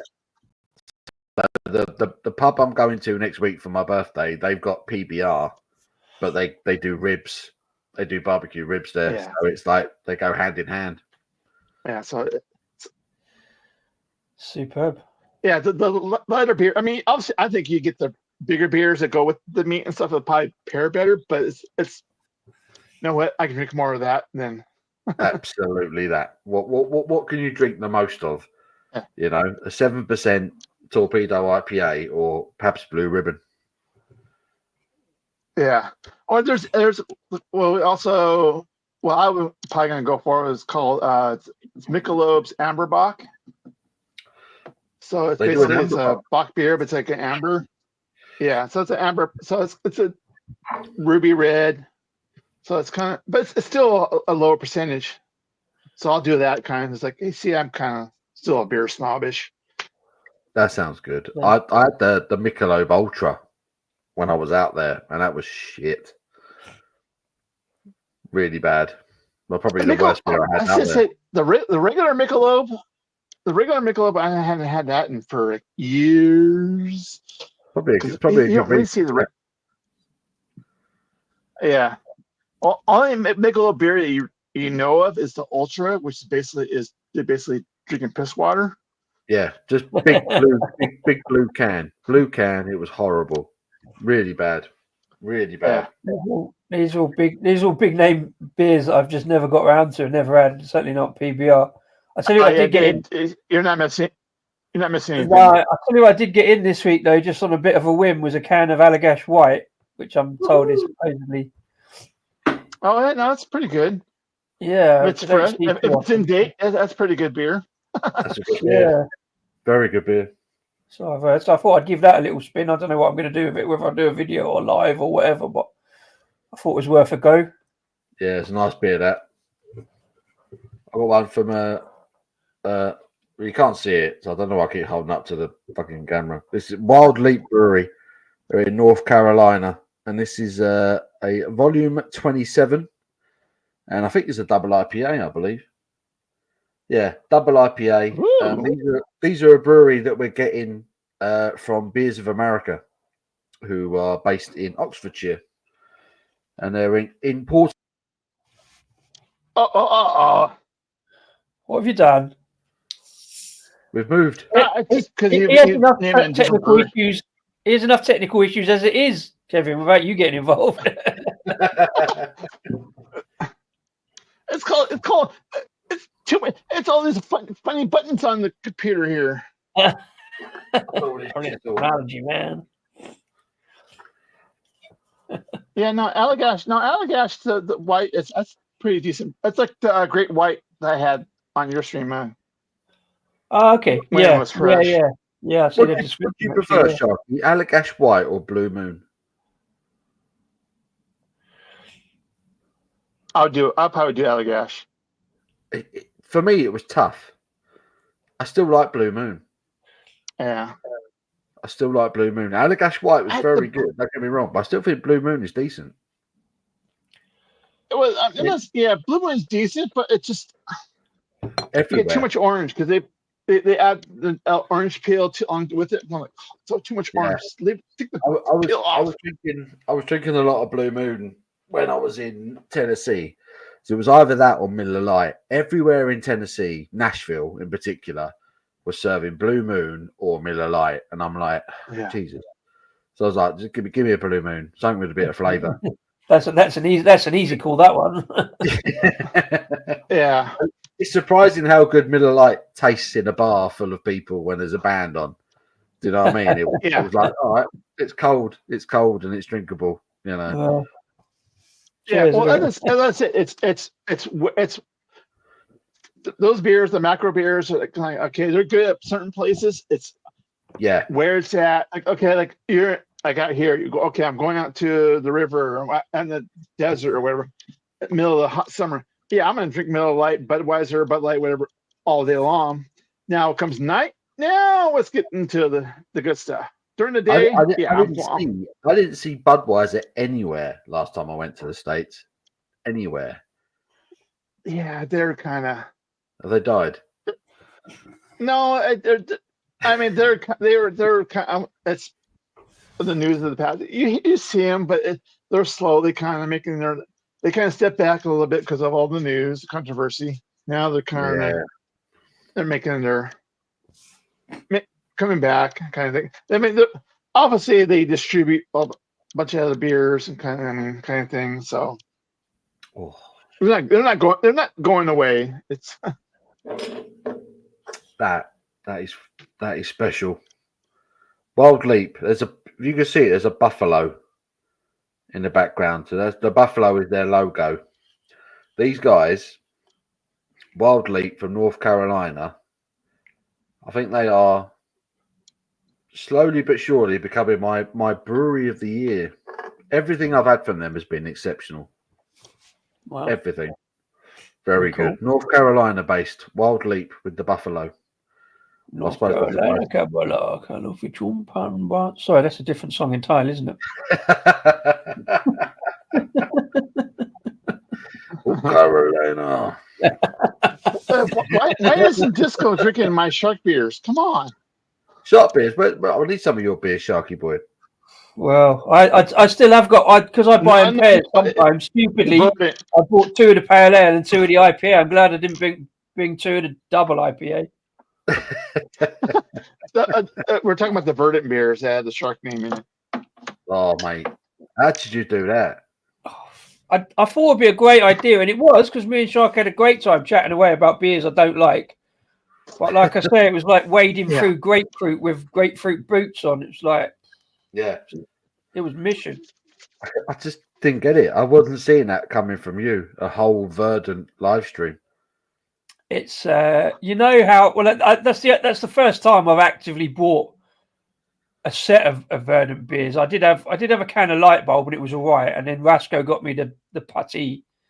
But yeah, I've never felt like it. But you know, because I do all the disco beers, I do now notice people's names on beers. So a Shark series was just too easy. Do you know what I mean? Yeah, it was 3.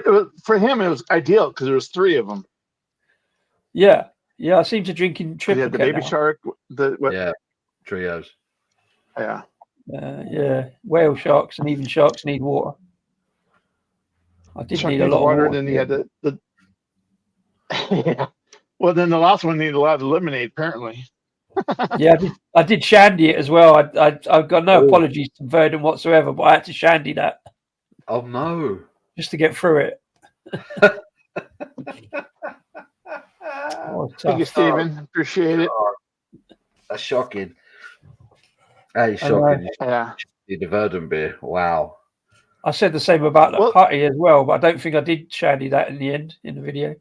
I remember that. Well, Paul, Verdant, some of the brewers from Verdant came out to my local brewery, and they're doing a collab. So it's kind of be interesting.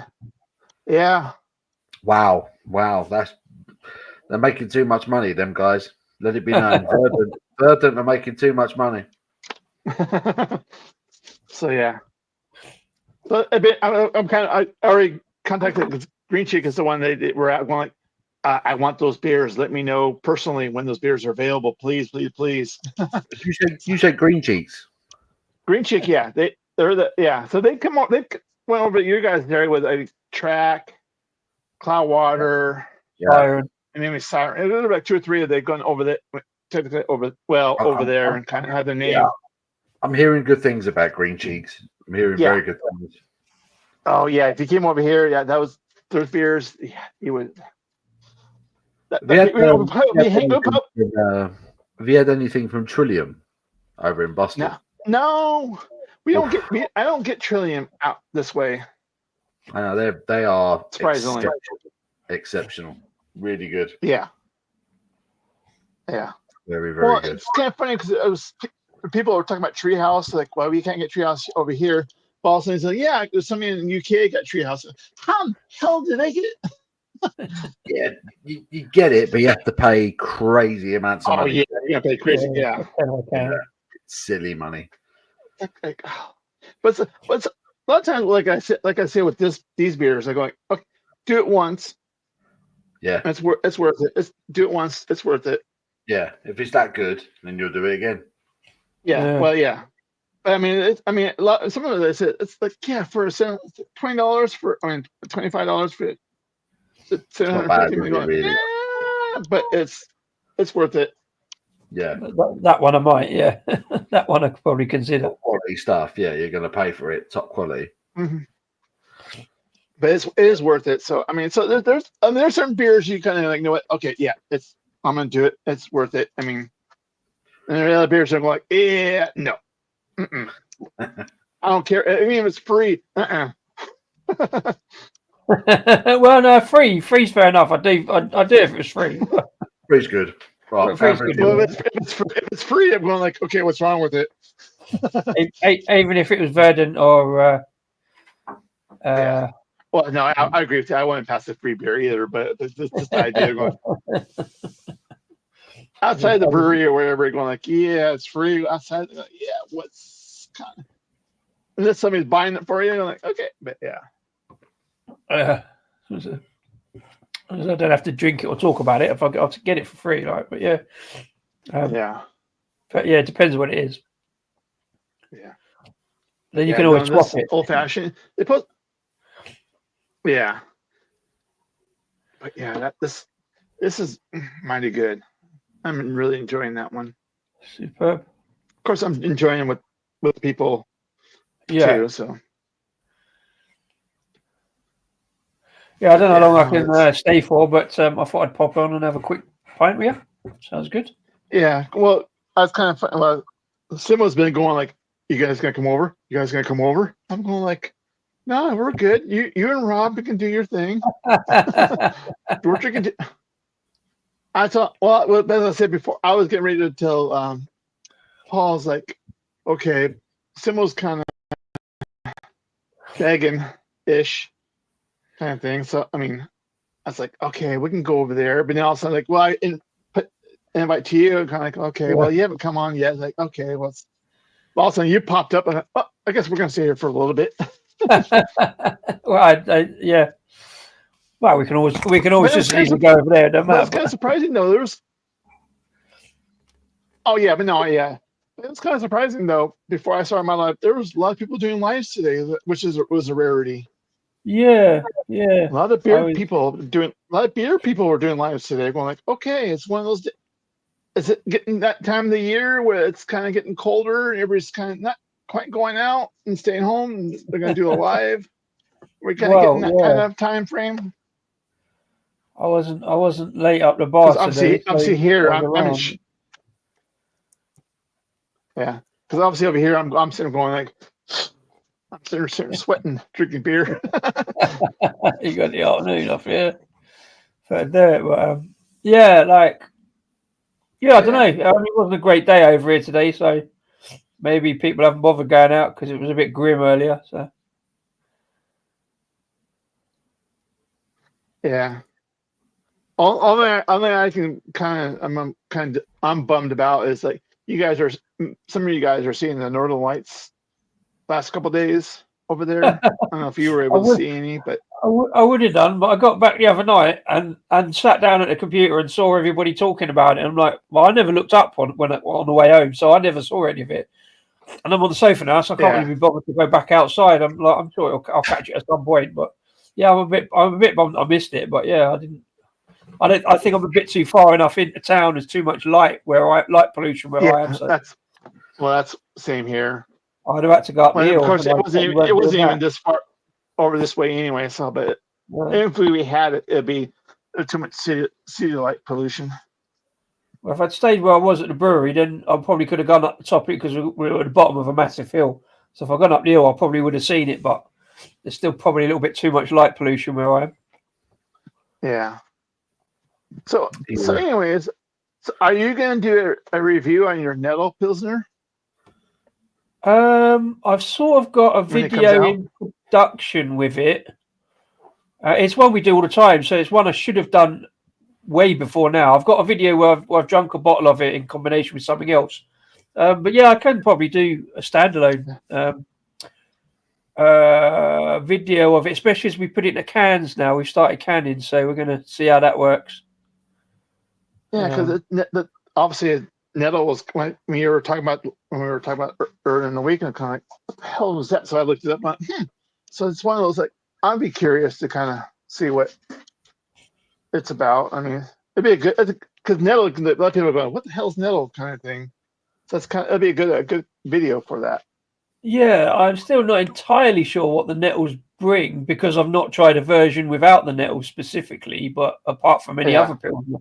But I think it just kind of amps up those kind of savory, herby kind of notes in a Czech herbal kind of, yeah. Yeah.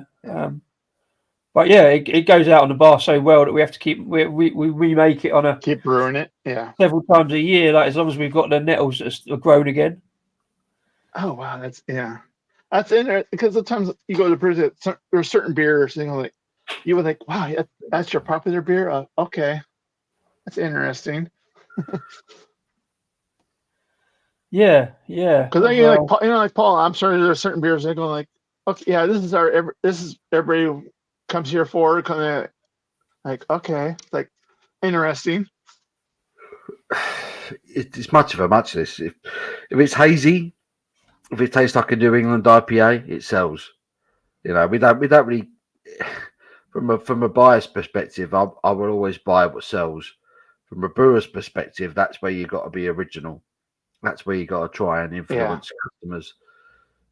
So if you're working at a brewery tap like myself and Disco is, you've got to be original. You've got to do different things. So it's but when you're buying in guest beers on your bar, you've got to buy what sells. Otherwise, there's no point in buying it. So That part, yeah, definitely. So we brewed a Vice beer recently, and it's on. It's just not selling. And it's such a shame because it tastes great, but we just can't sell it. So we're doing it at like £4 a pint, absolute bargain.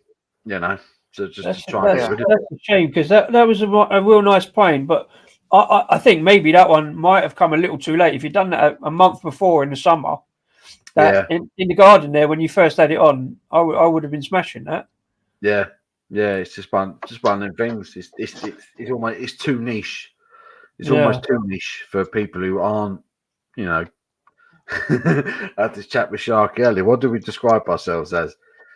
Distinguished drinkers. I'm not sure that's the right term. Distinguished drinkers, just beery dickheads. Well, yeah, that's I would say like you guys are getting more perspective now too because I'm outside going that kind of. It's just you surprised at how many what people go for. I'm like, you really want to drink that? Okay.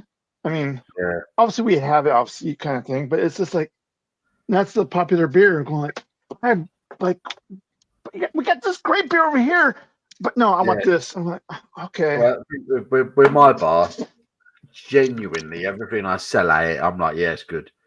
Even the sours. I had a sour. I had a sour from Vault City last night. It's the best sour beer I've ever drunk. It was it's called Sweet and Spice, and it's pumpkin, maple, and I think there's a bit of caramel in there as well. Okay. And it was basically it's a pumpkin spice sour, and it is absolutely amazing. Absolutely gorgeous. I bought a load of cans of it, so they're on sale now at Creative Juices Brewing Company. And it was it's blinding, and it's got like a 4.13 on Untapped at the moment. So that's pretty good going for any beer, but it is stunning, absolutely stunning. But if I put that on keg, chances are that would sit there for a few weeks. Yeah. People wouldn't know what to do with it, So I've given them the choice by putting it in the fridge in cans, But it's amazing. Yeah. As I said, you're learning how it works. And you go, I'm gonna put this beer. Everybody's gonna love this beer. It just sits there going, like, wow, really? Oh, I thought this would sell. One more time, shout out Wild Leap, amazing. Follow the Buffalo. Wild Leap Buffalo, right? Follow them. Wild Leap Brewing Company in North Carolina. They are smashing it at the moment. Yeah. Amazing beer, and that's been shipped all the way over here, and it still tastes incredible. That's the other thing too. I'm kind of amazed nowadays. Okay, why we can't have each other's beers because each other's beers. Okay, I want these beers over here, all those beers over there, kind of thing. Yeah, it's like come on. It's just like the thing is, Guinness doesn't even taste any good over here. You go to Ireland to drink Guinness, it tastes completely different to the Guinness you get here in England. It tastes completely different. Well, now they're talking about the Nigerian. Guinness now. Everyone's like, oh, the Nigeria Guinness is the greatest thing on earth. I'm going, what the I wouldn't go hell? that far. They sweeten it. They sweeten it in Nigeria. Yeah, but I think, it's the awe factor, I guess you want to call. Yeah, it's Like, high oh, okay. ABV as well, isn't it? So it's a bit closer. Like Guinness, I think, has gone down and down a bit in the ABV. So I think the export and the Nigerian stuff is a bit, more potent. But yeah, there is a bit of sweetness to it more. Yeah. But, well, the running joke is there was like, oh, you can have I brewed a pale. I'm like, oh, it's not selling. Well, if you accidentally put the label of IPA on it, boom, sells. I'm going like, oh my, because people are looking for a certain style of beer, so you can have whatever style, but as long as you put that name on the label, even though it's not the same beer, people will buy it. I go like, yeah, really? So it's like, okay, it's uneducated that are doing that, obviously buying those beers, but it's like, come on. So it's people, they produce for certain, clientele kind of things. Like okay, it's like, it's not like, oh, I said I love you, but I hate you.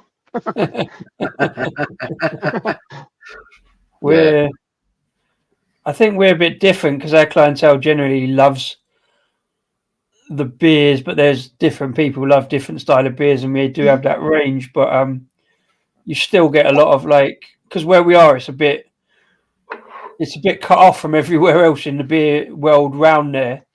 But you still get people coming up and go, "Oh, what's your closest thing to a lager?" Like, well, that'd be the Pilsner lager, mate. Like, The lager, mate. Yeah. That's like what.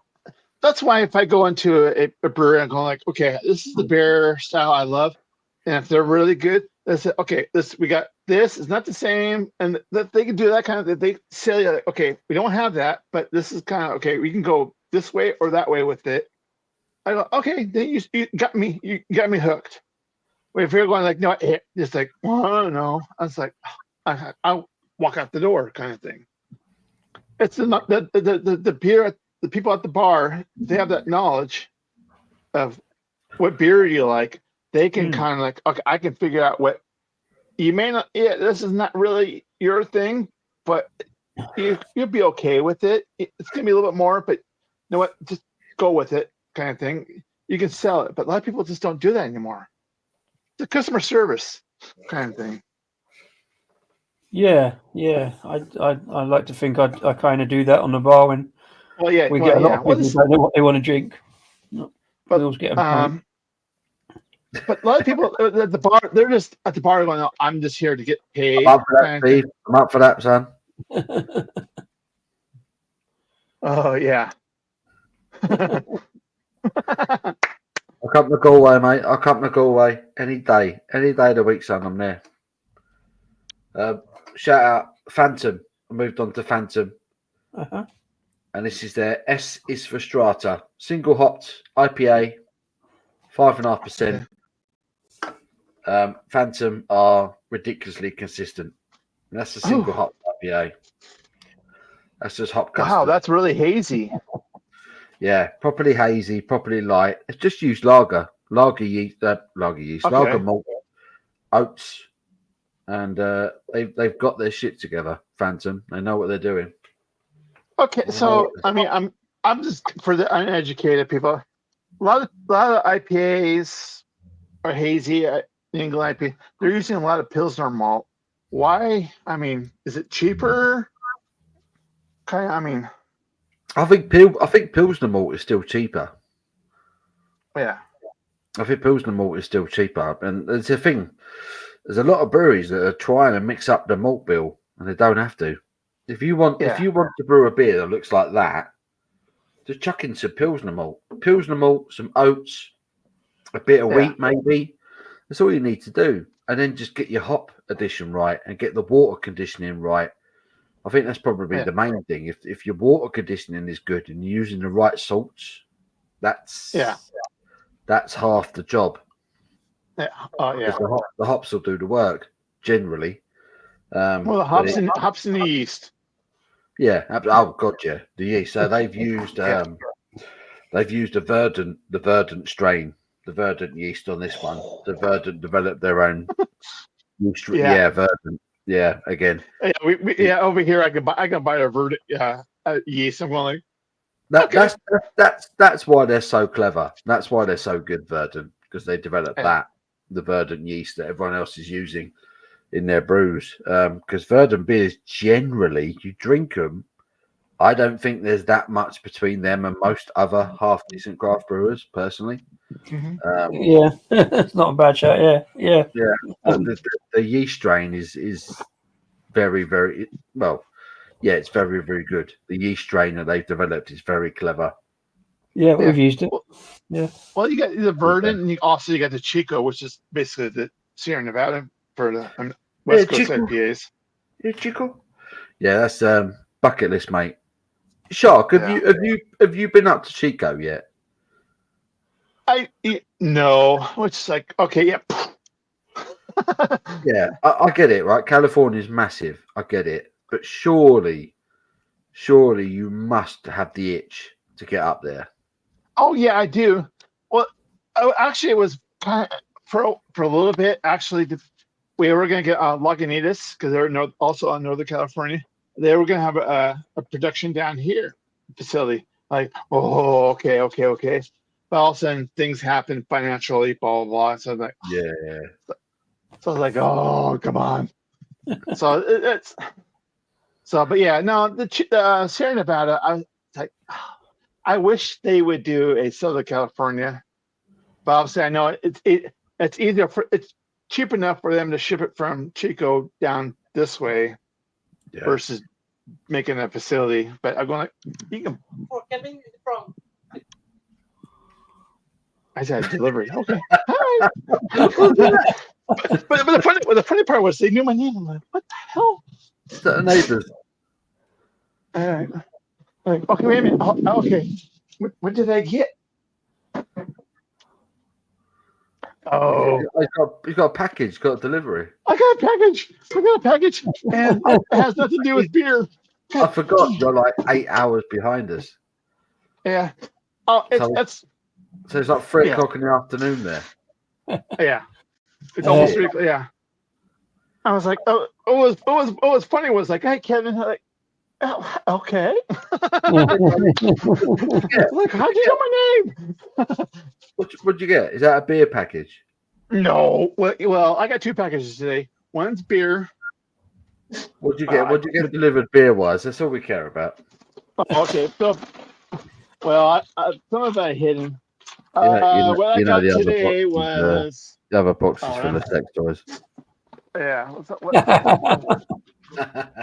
So what I got today? Okay. So let's test. You guys are in the brewery. Let's test your knowledge here. I got. Well, that make me big. Make you. That's big. What she said. So I got Simpson's Golden Promise. It got some Golden Promise. Yep. So what beer am I making? Do you think? Golden Promise. It sounds like you're making a bitter. Disco. I'm gonna go a hoppy pale ale. Well, nice knowing you guys. So let me make myself big again, and let's try this again. I'll kind of. Well, I don't know if you can see that word. Scottish. Are you making a barley wine? No. Scotch ale. You're making it 80 shillings. Winner, chicken dinner. Hang on. Is a barley wine and Scotch ale not? It's kind of the same thing. Yes and no. Not well. Yeah. No. It's another one you could probably argue. Scotch ale is probably less. I'd say Scotch ale is probably less than the ABV, but I suppose you're 7, 8%. I suppose 7, 8. Yeah. I think my Scotch ale is getting about high 7, low 8. Barley wine's about fucking 300%. I don't know why I always say 9.4 for barley wine. Is that right? I don't know. Why the 0.4? We were what we do? We were discussing bottles. So I've got a vintage Bigfoot, which is the Sierra Nevada barley wine. This one is 12.1. And you've just polished that off, which is 12%. That's the last of it. This is an aged American barley wine at 12.1. Yeah, he chickened out drinking that bad boy. I haven't chickened out. I've been saving it, but I don't know what I'm saving it for. So I'm going to crack it open. That's why I've got such a big beer stash. I've got so many beers like that, Paul. I don't know which ones I'm not doing next. That's the thing. I bought this, and I thought to myself, I'll drink this when the time is right. And I've been sitting on this bottle now for nearly 4 years, and I still haven't opened it, and I don't know what I'm doing. But it's beautifully presented. Beautifully presented. Sierra Nevada, Trip in the Woods, bourbon barrel aged barley wine, 12.1, and I'm still sitting on it. You've probably got at least another 4 or 5 years before you even think about it, to be honest. Easy. Easy. Anyways, the other package is a technology piece. Well, I'll leave it at that. Technology. Yeah, because we know Paul and computers. We had that issue earlier. Oh God, yeah. I joined the stream, and my computer kicked me out about 3 times. But what's funny is I'm supposed to get that by next Thursday. I got it today. I'm like, what? Oh shit! Yeah, technology let me down tonight. Not good. Not good. Well, basically, what it is, it's basically I got a new computer, desktop. Like I was talking about earlier. So now I can rip my hard drive. I got a thing that converts. Tempting, Steve. Tempting. Yeah. So anyways, it's blah blah blah blah. It's for my computer. I'll leave it at that. 9.4. What the hell? Woo. Oh, I did Guinness. Okay. Go touch it tonight. Oh, come on. I would never touch this. Hey, well, you know what? Hey, you think this is good? The rum quad is the best of them all. Is it really? Yeah. I can get that. I can get the rum one. Well, Luke John says you can't. I've seen it. So prove me wrong. Prove me wrong. I will. I'll prove you wrong right now. Mm-hmm. Because if not, if you can prove me wrong, buy one for disco. and just say, use your business credit card. Somehow, I spelled that completely wrong, but it knew what I was trying to write. I went as birth, please. And they let me in.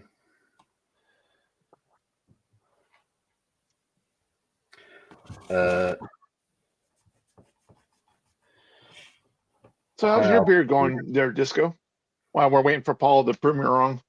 Oh yeah, I tell you what, look at the lacing on that glass, man. It's like I do love a good bit of lacing. That's a good bit of lacing. It's all right. Yeah. Paul couldn't get any lacing. It's called Sugar Moon, 4.3%, just a pale ale from Park Brewery over in Kingston. Nice. It's all right actually. It's I generally pick up a few cans from there here and there, but as pale ales go, it's perfectly well drinkable. It's got a little bit of grapefruit on it, but not like a sweet kind of grapefruit, like more towards a can of lilt kind of thing. But it's really nice. So, good.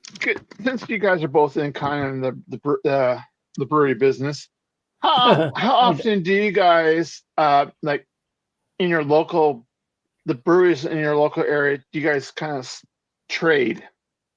Like, hey, we'll trade for some for yours, trade some for ours, kind of thing. Do you guys do any of that? Never. No, I mean, well, technically, me and Paul have, but that's more accidental than anything. I'm not talking between you two. I mean, whoever's local to you guys individually. Our breweries it's quite difficult because breweries in our area are quite few and far between. Even though Paul is one of the next nearest breweries to me, he's still a fair distance away. Okay.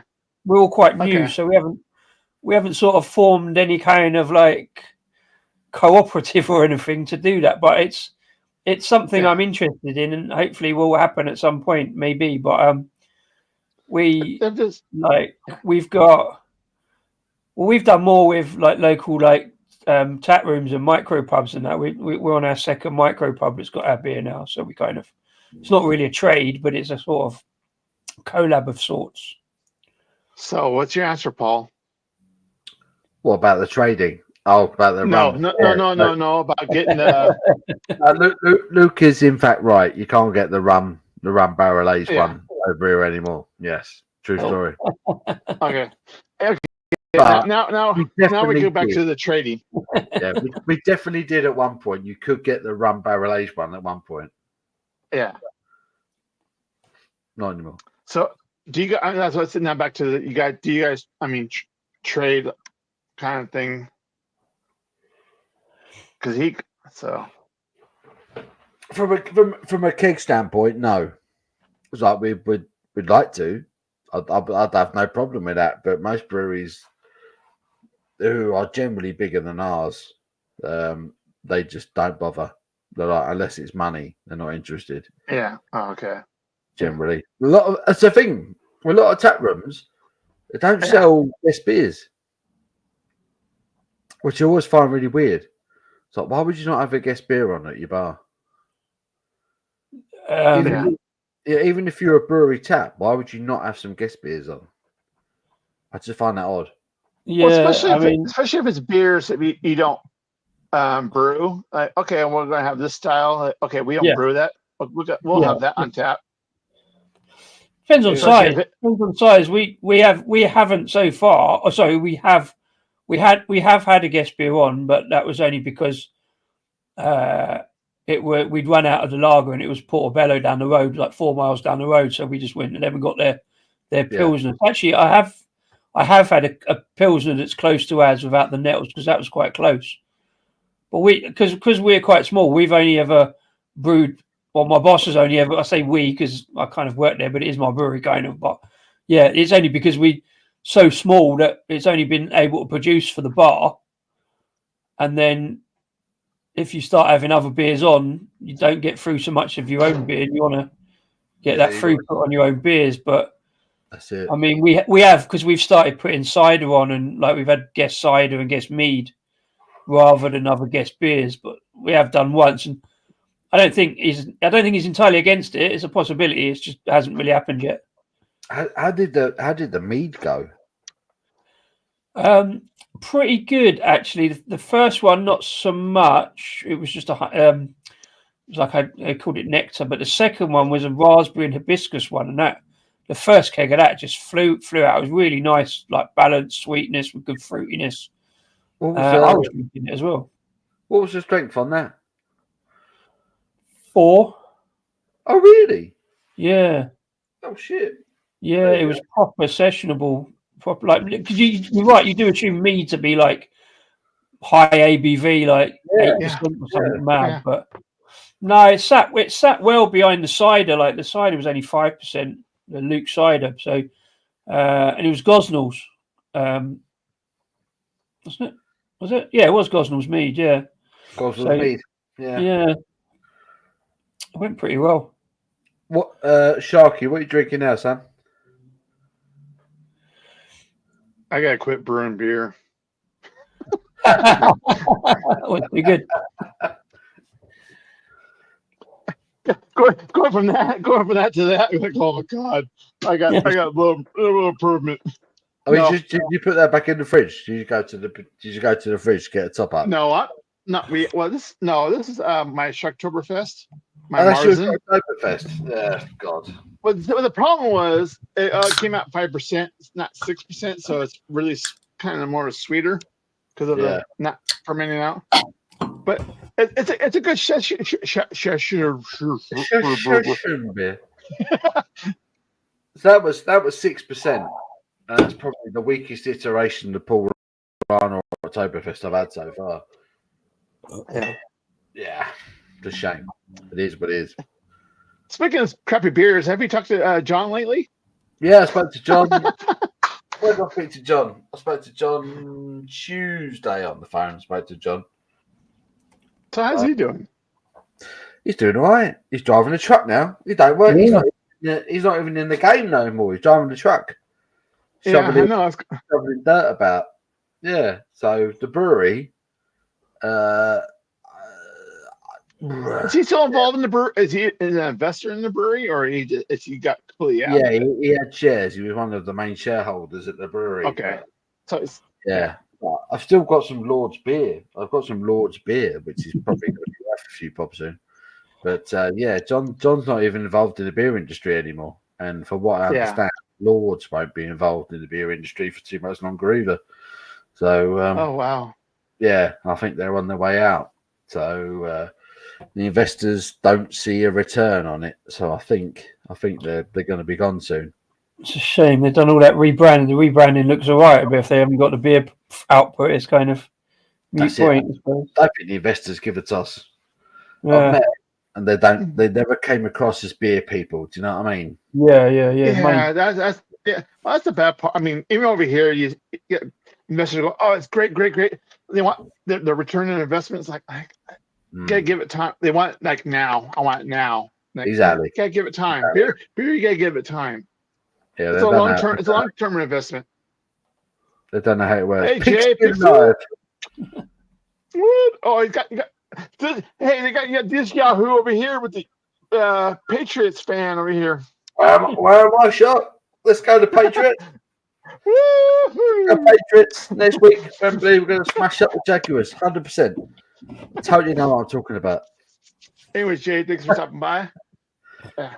Oh, he's a Broncos fan. No. Broncos from Denver. Yeah, he's a Denver fan. Denver fan. Let's go then Broncos.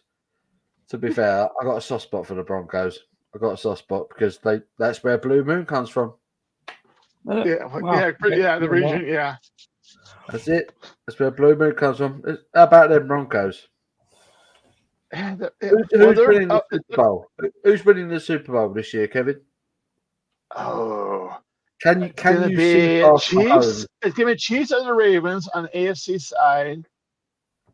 NFC is gonna be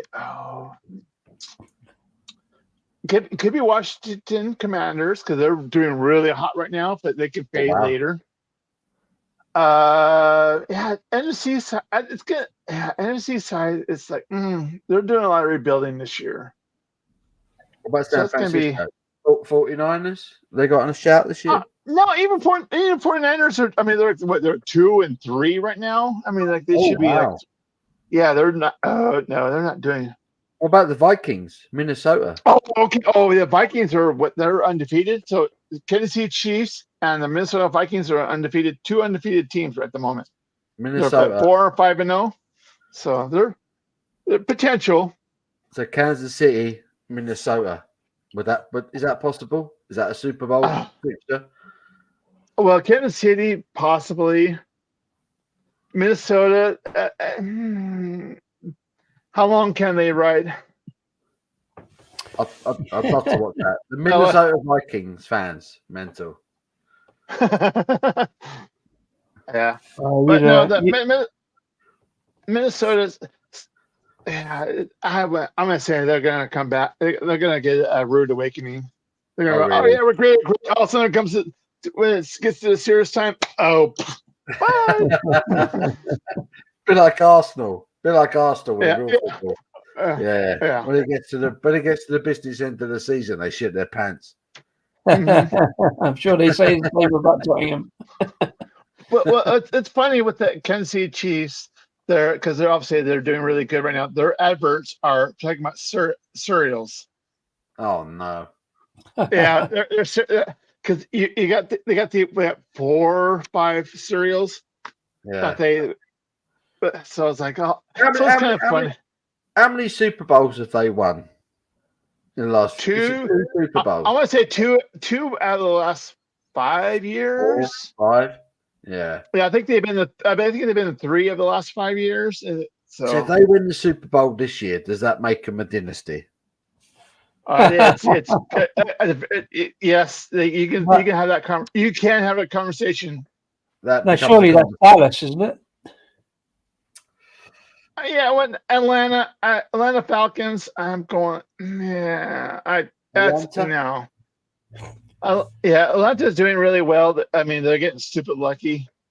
It's like How are the, somebody going like the goal. Your football the goalie goes over, sees a girl, and goes, "Hey, I'm gonna do a selfie." And the guy goes, "Poof," scores. how are the Texans looking? I thought they were getting better. Yeah, they're doing okay this year. Are they You one would to think, look like I out said, for in the future? Houston Texans, ones to look out for. yeah, they can sneak up on you. But right now, if you're looking at it right now, no. Not so much. I shall return. Oh, Is boy, this pipe over here is taking a lot of pisses. that peanut blood? Is the Houston Texans the same team used to be the Houston Oilers, or is that somebody else entirely? No, So the Houston Oilers that you're talking about, Disco, they moved to Nashville. So they're the Tennessee Titans. Right. So the NFL, our league, we felt sorry for the city, so they gave them the city expanded team. So okay, well here you can have another team. And so they call themselves the Texans. Shows how long since I've really paid attention to NFL was when I vaguely nominally liked the Houston Oilers badge. So I paid it to I never actually followed them, but that was like that's what I used to say. All the Green Bay Packers. Yeah, well, the Green Bay Packers are kind of doing okay right now. Yeah. They're starting to they're doing like okay, yeah, but they're starting like, you know what? They're getting very good.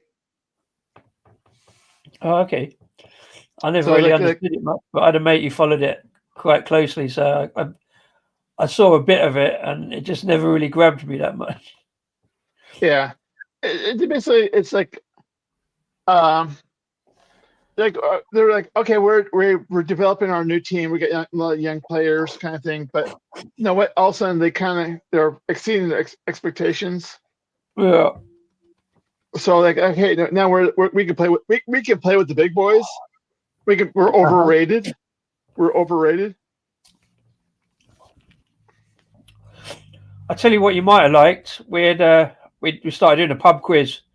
So I've been doing a monthly pub quiz, and I like to do a musical round, and I always do a musical connections round. Last week the connection was 10 songs where either the song title or the artist had a suffix of NFL teams in the song title or the band. Oh yeah, you're talking about the Jets. I mean, yeah, Benny and the Jets. Yeah. So I played. What else did I have? And Where Have All the Cowboys Gone by Paula Cole. Not a song that many people know, really, but I've immediately forgotten which ones I had. But I had there's a band called Utah Saints. Okay. Utah Saints, yeah. Well, hey, I'm a New Orleans Saints fan, so hey, quit. I understand the Tottenham Saints kind of lore. The Tottenham what?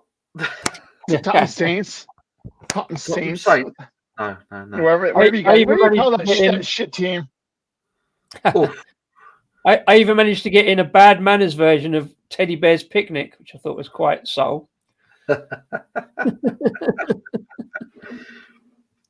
have got to ask you, Sharky, why, when you're from California, you support the Dodgers, and then football, you're all over the other lot. How does that work? So the story is, so when I was when I was a young lad,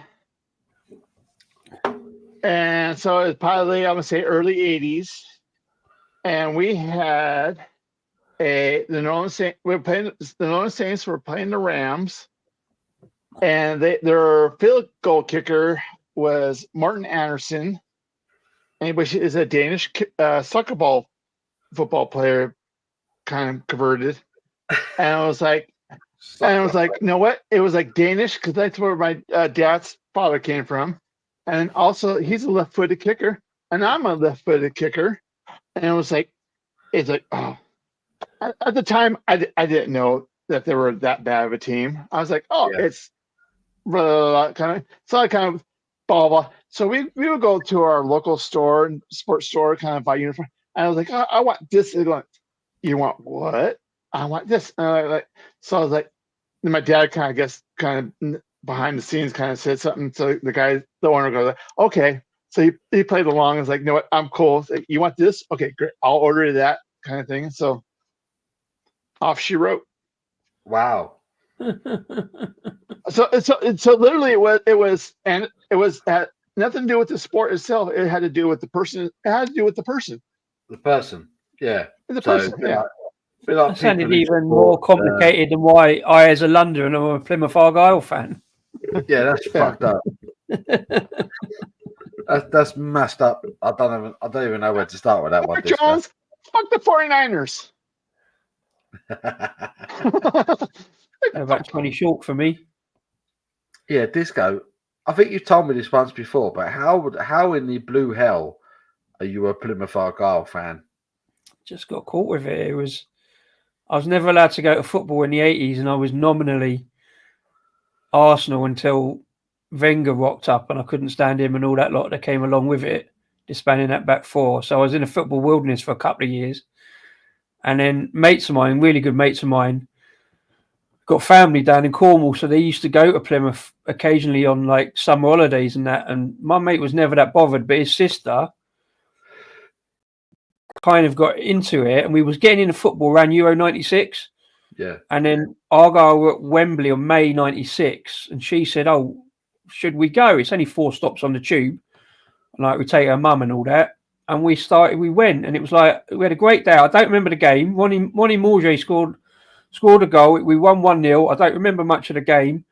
And then we went, well, if we can go to Wembley, we can go to like Watford and Fulham and Brentford. And next thing we know, we're getting on the train to Peterborough and like driving to Chester. And I will just get on the train to Carlisle and join the supporters club and take 2 days off and fly from Stansted to Newcastle to get see us spanked 5-0 at Sunderland on a Tuesday night in March. Not fun. Just snowballed from there, man. And that was like 28 years ago or something. Bloody hell. Yeah. Bloody hell. Then I joined the football team. I joined the supporters club and joined the football team and played football for Argyle supporters for 20 years. That's mental. It's been good fun, man. It's been a laugh. It's fun, isn't it?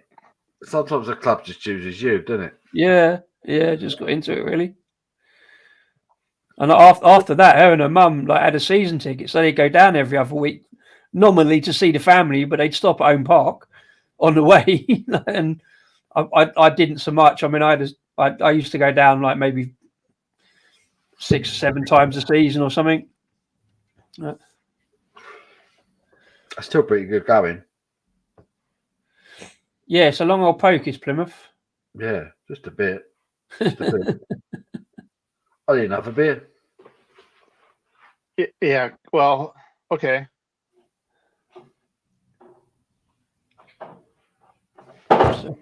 Probably so do I as well. What? Well, I'm negotiating something right now, so I'm kind of like distracted.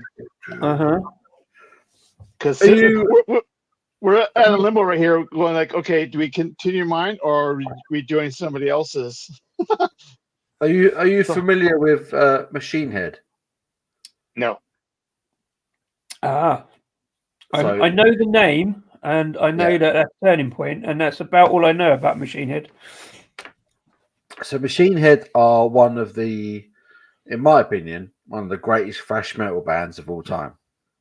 And they're from the San Francisco Bay Area. All right. This year, their first album called Burn My Eyes. Well, this year. They celebrated this year I think it was the 30th anniversary. Yeah, it's the album. 30th, yeah. 30th anniversary of the album, and it's awesome. Awesome album. And Turning Point decided to brew a beer in celebration of that. And I'm going to drink that. And it's awesome because I've already had loads of it. So they sent me some cans. Okay. They sent me a t-shirt, which is very, very cool. And if you're from California, as far as I'm concerned, you should be a Machine Head fan because they're freaking awesome. Wait a minute, I got Justin's glasses got adjusted here. Wait a minute. To be honest, I don't know who they are. To be honest, I don't know who they are. Well, you know what? being I'm a fan of music, I have very little time for thrash metal. You want to grow up, Disco? You need to grow up, man. It's just noise. It's fucking noise. Just noise.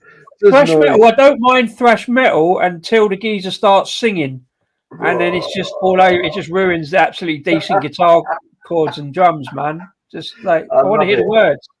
The fuck is he singing about? I love it. It's raw. It's angry. It's passionate. It's beautiful.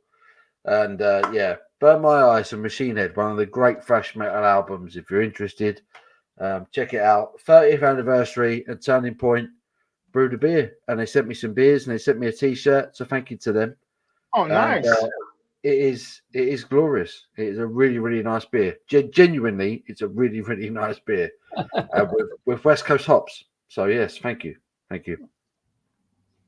I am obviously, as you know, a big fan of Turning Point. So I don't doubt that in the slightest. Beer wise, yeah. Great beer from Turning Point. Mark Jones is a 49ers. He's from San Francisco. Well, I know Mark Jones isn't from San Francisco, but he's a Niners. Patriots, baby. Patriots. 49ers are about 20 short of being my favourite team. Which one? Anyways, guys. 49ers are about 20 short of being my favourite team. Yeah. There's some good brewers up that way, but the football team. Outrageous. So anyway, guys, in the private chat, there's the link to another. We're gonna continue from there. Simos. Yeah. So we're gonna end this. Which one? The first one or the second one? Second one. Well, second one. They both should be the same, but I kind of the drunk host. So, are you drunk, Kevin? No, no, that drunk host sent me. I'm a guest. I'm a guest. Okay, yes. Let's be honest. So anyway, it's basically to Simo's channel. So I think we're gonna continue this shenanigans over with that shenanigans over there. Where Simo? That's Simo's channol. Yeah. So everyone that's watching, you got to go to Simo's channel. Have you got to put a link? We're all going to go to Simo's channel. So for the three people here watching, go over to Simo's channel. Well, I'm sure we all have his. Let's go. I'm up for it. Yeah, I'm gonna have to go and get another beer, but yeah. So at the bottom of the hour, we're gonna go over there. So we got a minute or two, kind of have our last second. Anything you want to say here before we go over to that nonsense? So if you guys got any beers or any lives or anything you want upcoming? Nah. I haven't sorted out any lives this week. There'll be some coming up. I'd love to hear.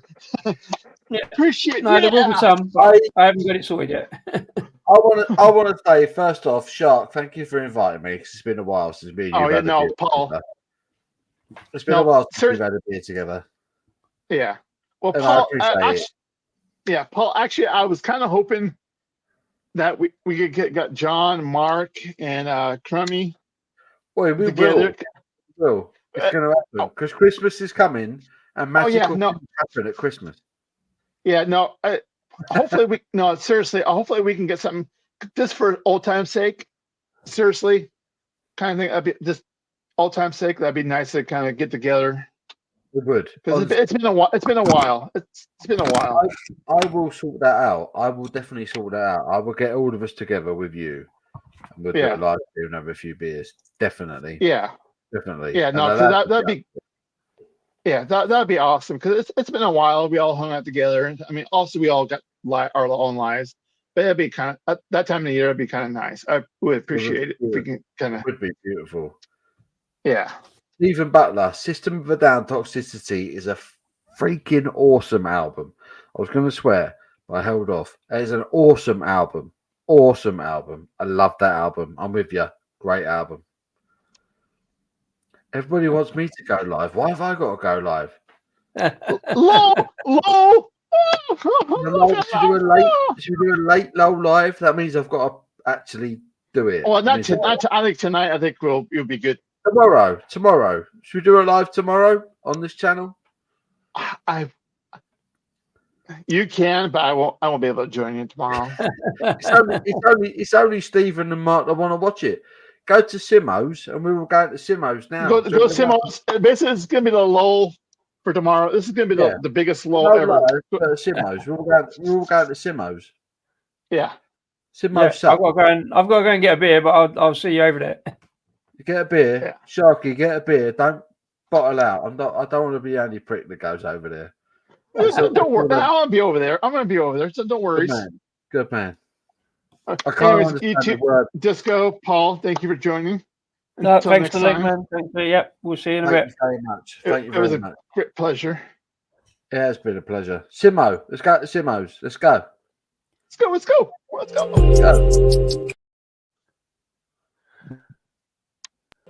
Maybe.